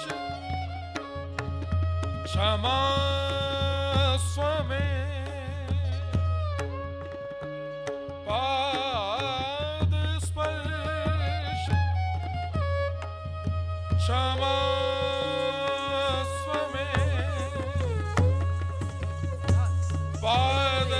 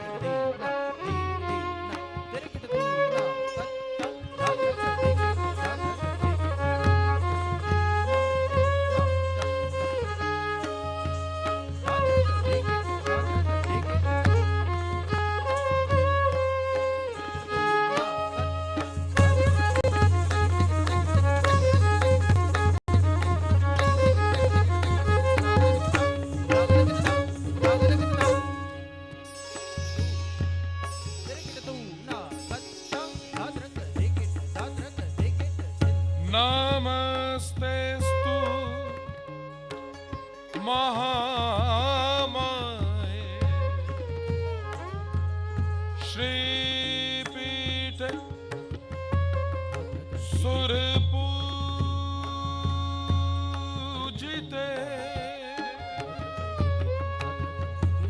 शंख चक्र गदा हसते महालक्ष्मी नमोस्तुते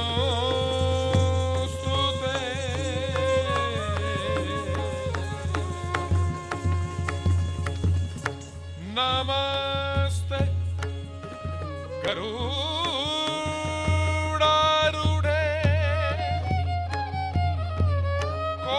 कोलासुरे भयङ्करे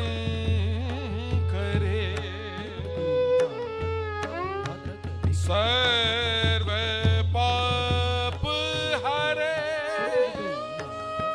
देवी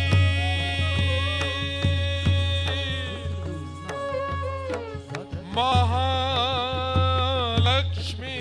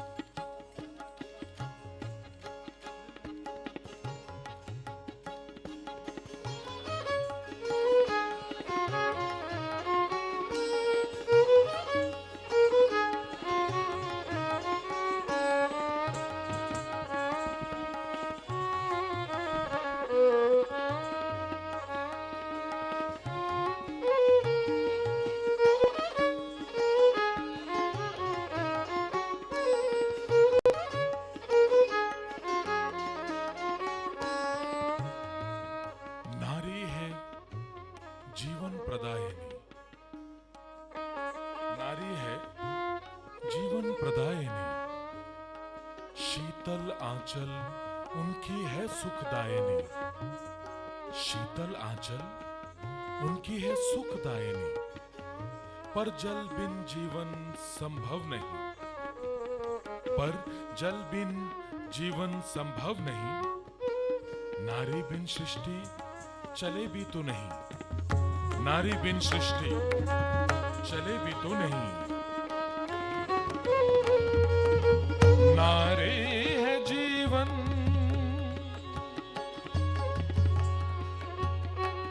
नारी है जीवन प्रदायिनी, नारी है जीवन प्रदायिनी, शीतल आंचल है सुखदायिनी, शीतल आंचल है सुखदायिनी, पर जल बिन जीवन संभव नहीं, जल बिन जीवन संभव नहीं, नारी बिन सृष्टि चले भी नहीं, नारी बिन सृष्टि चले भी नहीं।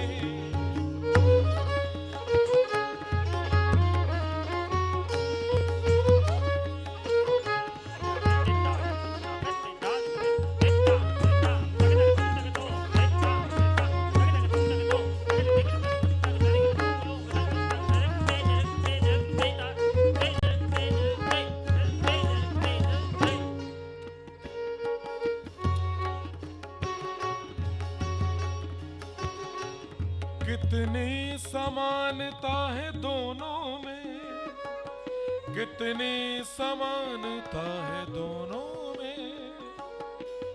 तरल निर्मल ओजस्पूर्ण ये, तरल निर्मल ओजस्पूर्ण ये, युगों युगों से निभाते आई, युगों युगों से निभाते आई। प्रावधान प्रबंधन वन जल सुरक्षा करते, प्रावधान प्रबंध वन जल सुरक्षा करते। नारी है जीवन प्रदायिनी, शीतल आंचल है सुखदायिनी, पर जल बिन जीवन संभव नहीं, नारी भी चले नहीं।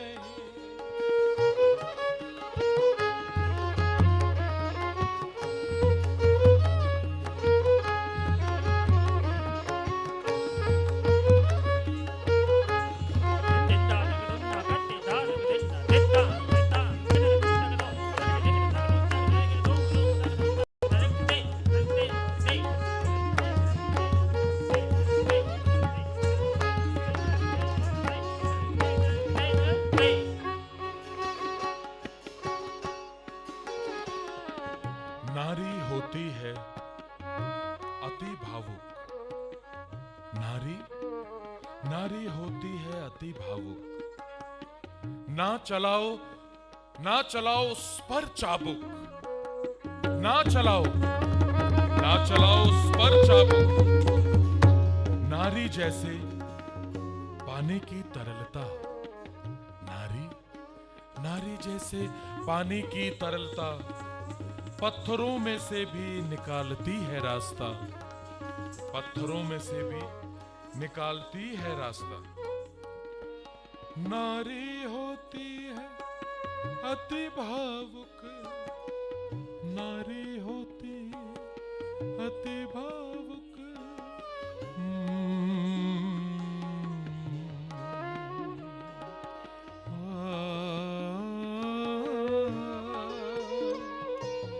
नारी होती है अति भावुक, ना चलाओ उस पर चाबुक।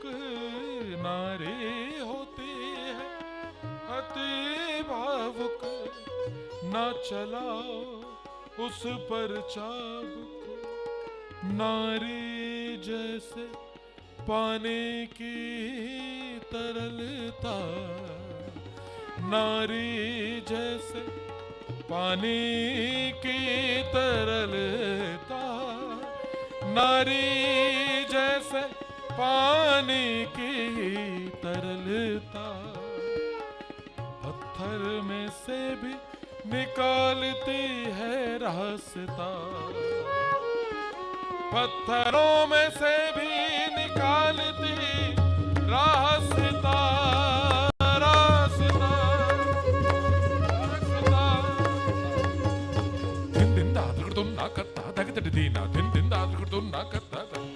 पशु पक्षियों पेड़ पौधों को है चूमती, पशु पक्षियों पेड़ पौधों को है चूमती। हवाओं में झूम झूम कर नाचती, पशु पक्षियों पेड़ पौधों को है चूमती। हवाओं में जो झूम झूम कर नाचती। बादलों की ओट छिपती छिपाती, बादलों की ओट छिपती छिपाती, बादलों की ओट छिपती छिपाती। तेज लहरों में बिखर कर उठ जाती, उठ जाती, उठ जाती।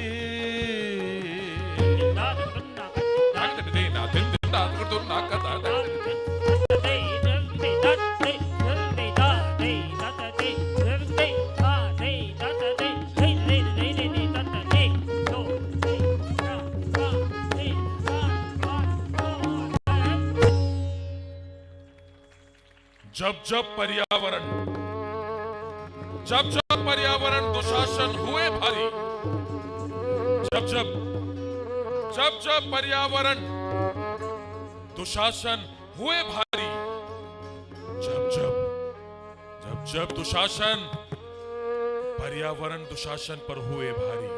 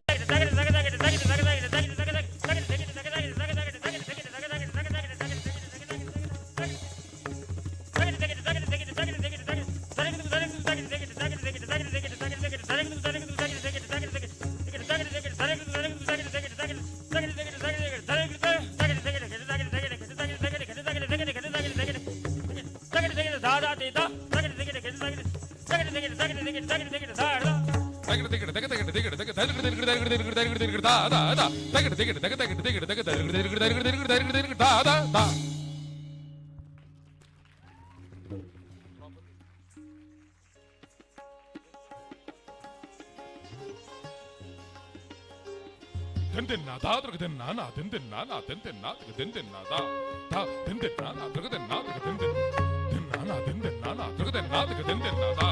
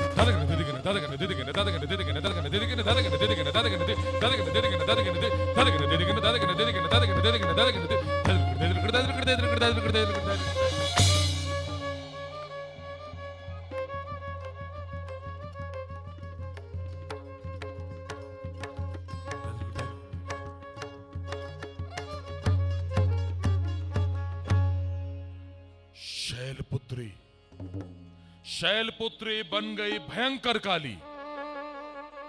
शैलपुत्री बन गई भयंकर काली। शैलपुत्री बन गई भयंकर काली। ओम ह्रीं ह्रीं क्लीं चामुंडाय विच्चे। ओम ह्रीं ह्रीं क्लीं चामुंडाय विच्चे। ओम ह्रीं ह्रीं क्लीं चामुंडाय विच्चे। ओम ह्रीं ह्रीं क्लीं चामुंडाय विच्चे।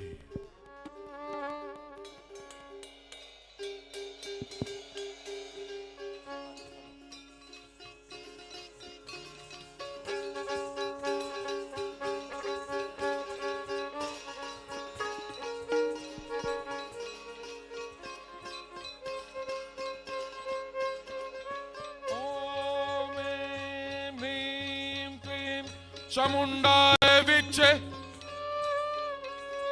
ओम क्रीं क्रीं क्रीं हूं हूं ह्रीं ह्रीं दक्षिणे कालिके। क्रीं क्रीं क्रीं हूं हूं ह्रीं ह्रीं स्वाहा स्वाहा स्वाहा स्वाहा स्वाहा स्वाहा स्वाहा स्वाहा स्वाहा तागना तागे तिट्टे तागना तागे तिट्टे तागना तागे तिट्टे तार तिट तिट तागना तागे तिट्टे तागना तागे तिट्टे तागना तागे तिट्टे तार तिट तिट तागना तागे तिट्टे तागना तागे तिट्टे ताग तिट तिट तागना तागे तिट्टे तागना तागे तिट्टे तागना तागे तिट्टे तागना तिट तिट तागना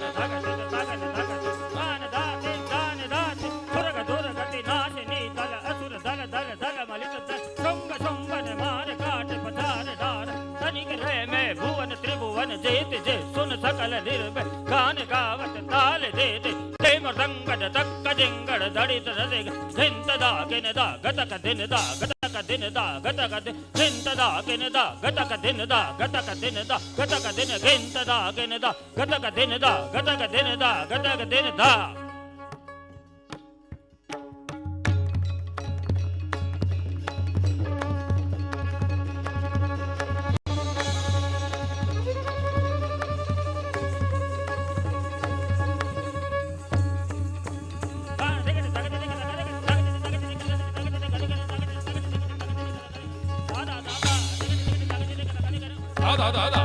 digina daga digina daga digina da da da da da da da da digina digina daga digina daga digina da da da da digina digina daga digina daga digina da da da da digina daga digina daga digina digina naga digina digina digina daga digina daga digina daga digina digina digina digina daga digina daga digina daga digina digina digina digina daga digina daga digina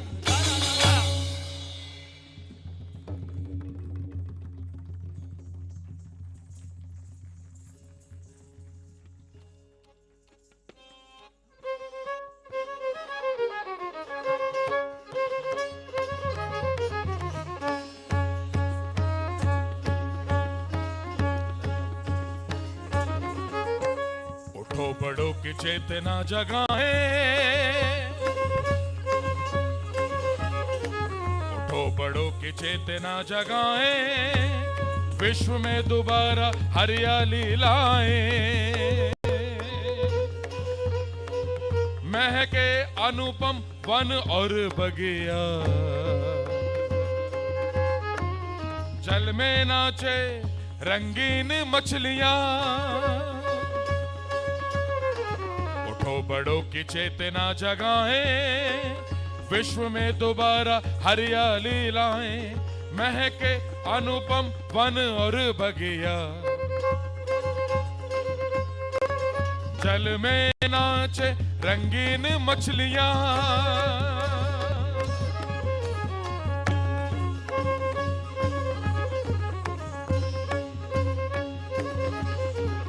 जल और नारी नारी और जल दोनों ही करते सबका पोषण जल और नारी नारी और जल दोनों ही करते सबका पोषण समाज व्यवस्था के प्रबल संबंध दायित्व है करना इनका संरक्षण समाज व्यवस्था के प्रबल स्तंभ भन दायित्व है करना इनका संरक्षण उठो बड़ों की चेतना जगाएं विश्व में दोबारा हरियाली लाएं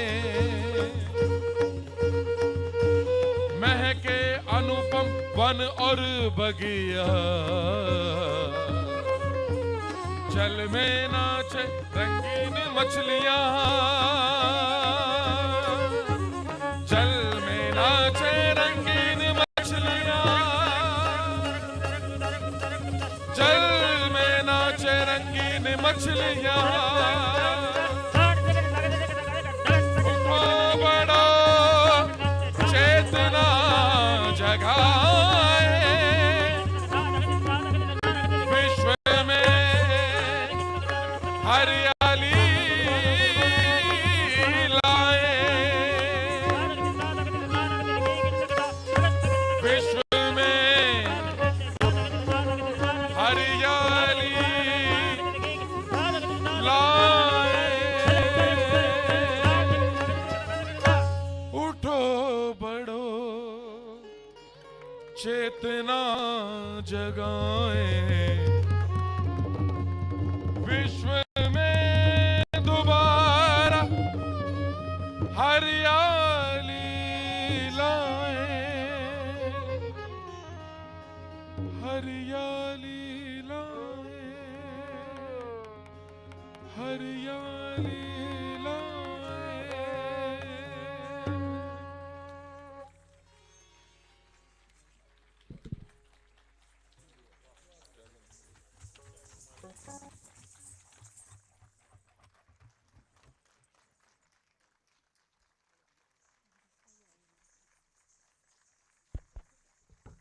Thank you for that absolutely mesmerizing performance. May I invite President Haryana Progressive Schools Council, Colonel Pratap, to come on stage, please, and honor these young artists who've given us such a powerful message. May I invite Sudha ma'am back on stage? I can't see very well. Is Aparna Eri there? Please come. Meenakshi Gupta ma'am, Mr. Yogesh Gambhir, let us celebrate this beautiful performance. Can I have the hall lights on, then I can see?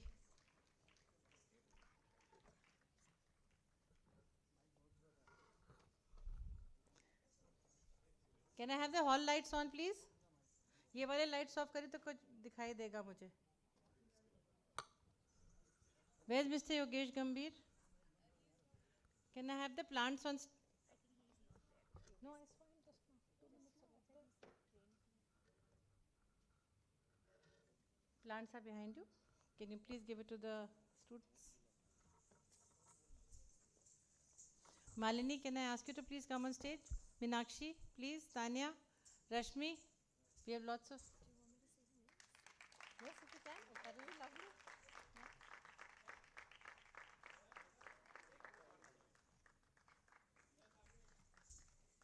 That's Pandit Madhav Prasad, vocals and composition.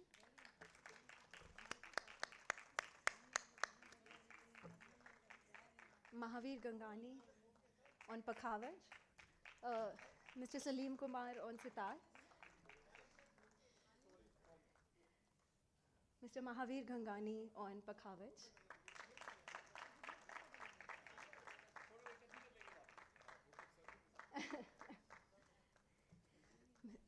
Ustad Shakil Ahmed Khan on tabla, and Azhar Shakil on violin.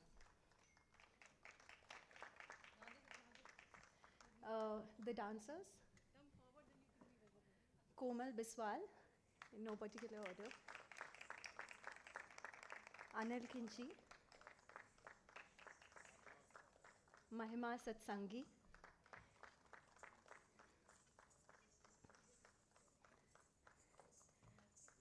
Pallavi Lohani,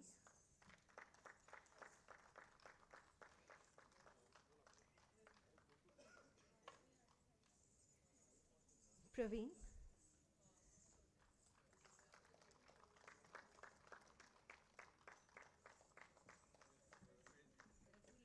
yeah,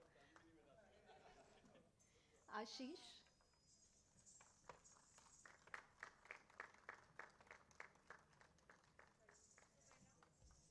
Suparna,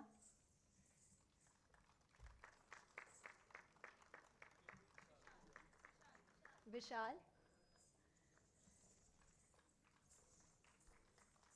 and I've seen him grow up, so I don't know his real name. I know his name. No, and Mayank. Okay, Mayank. And I'm Kartika Singh.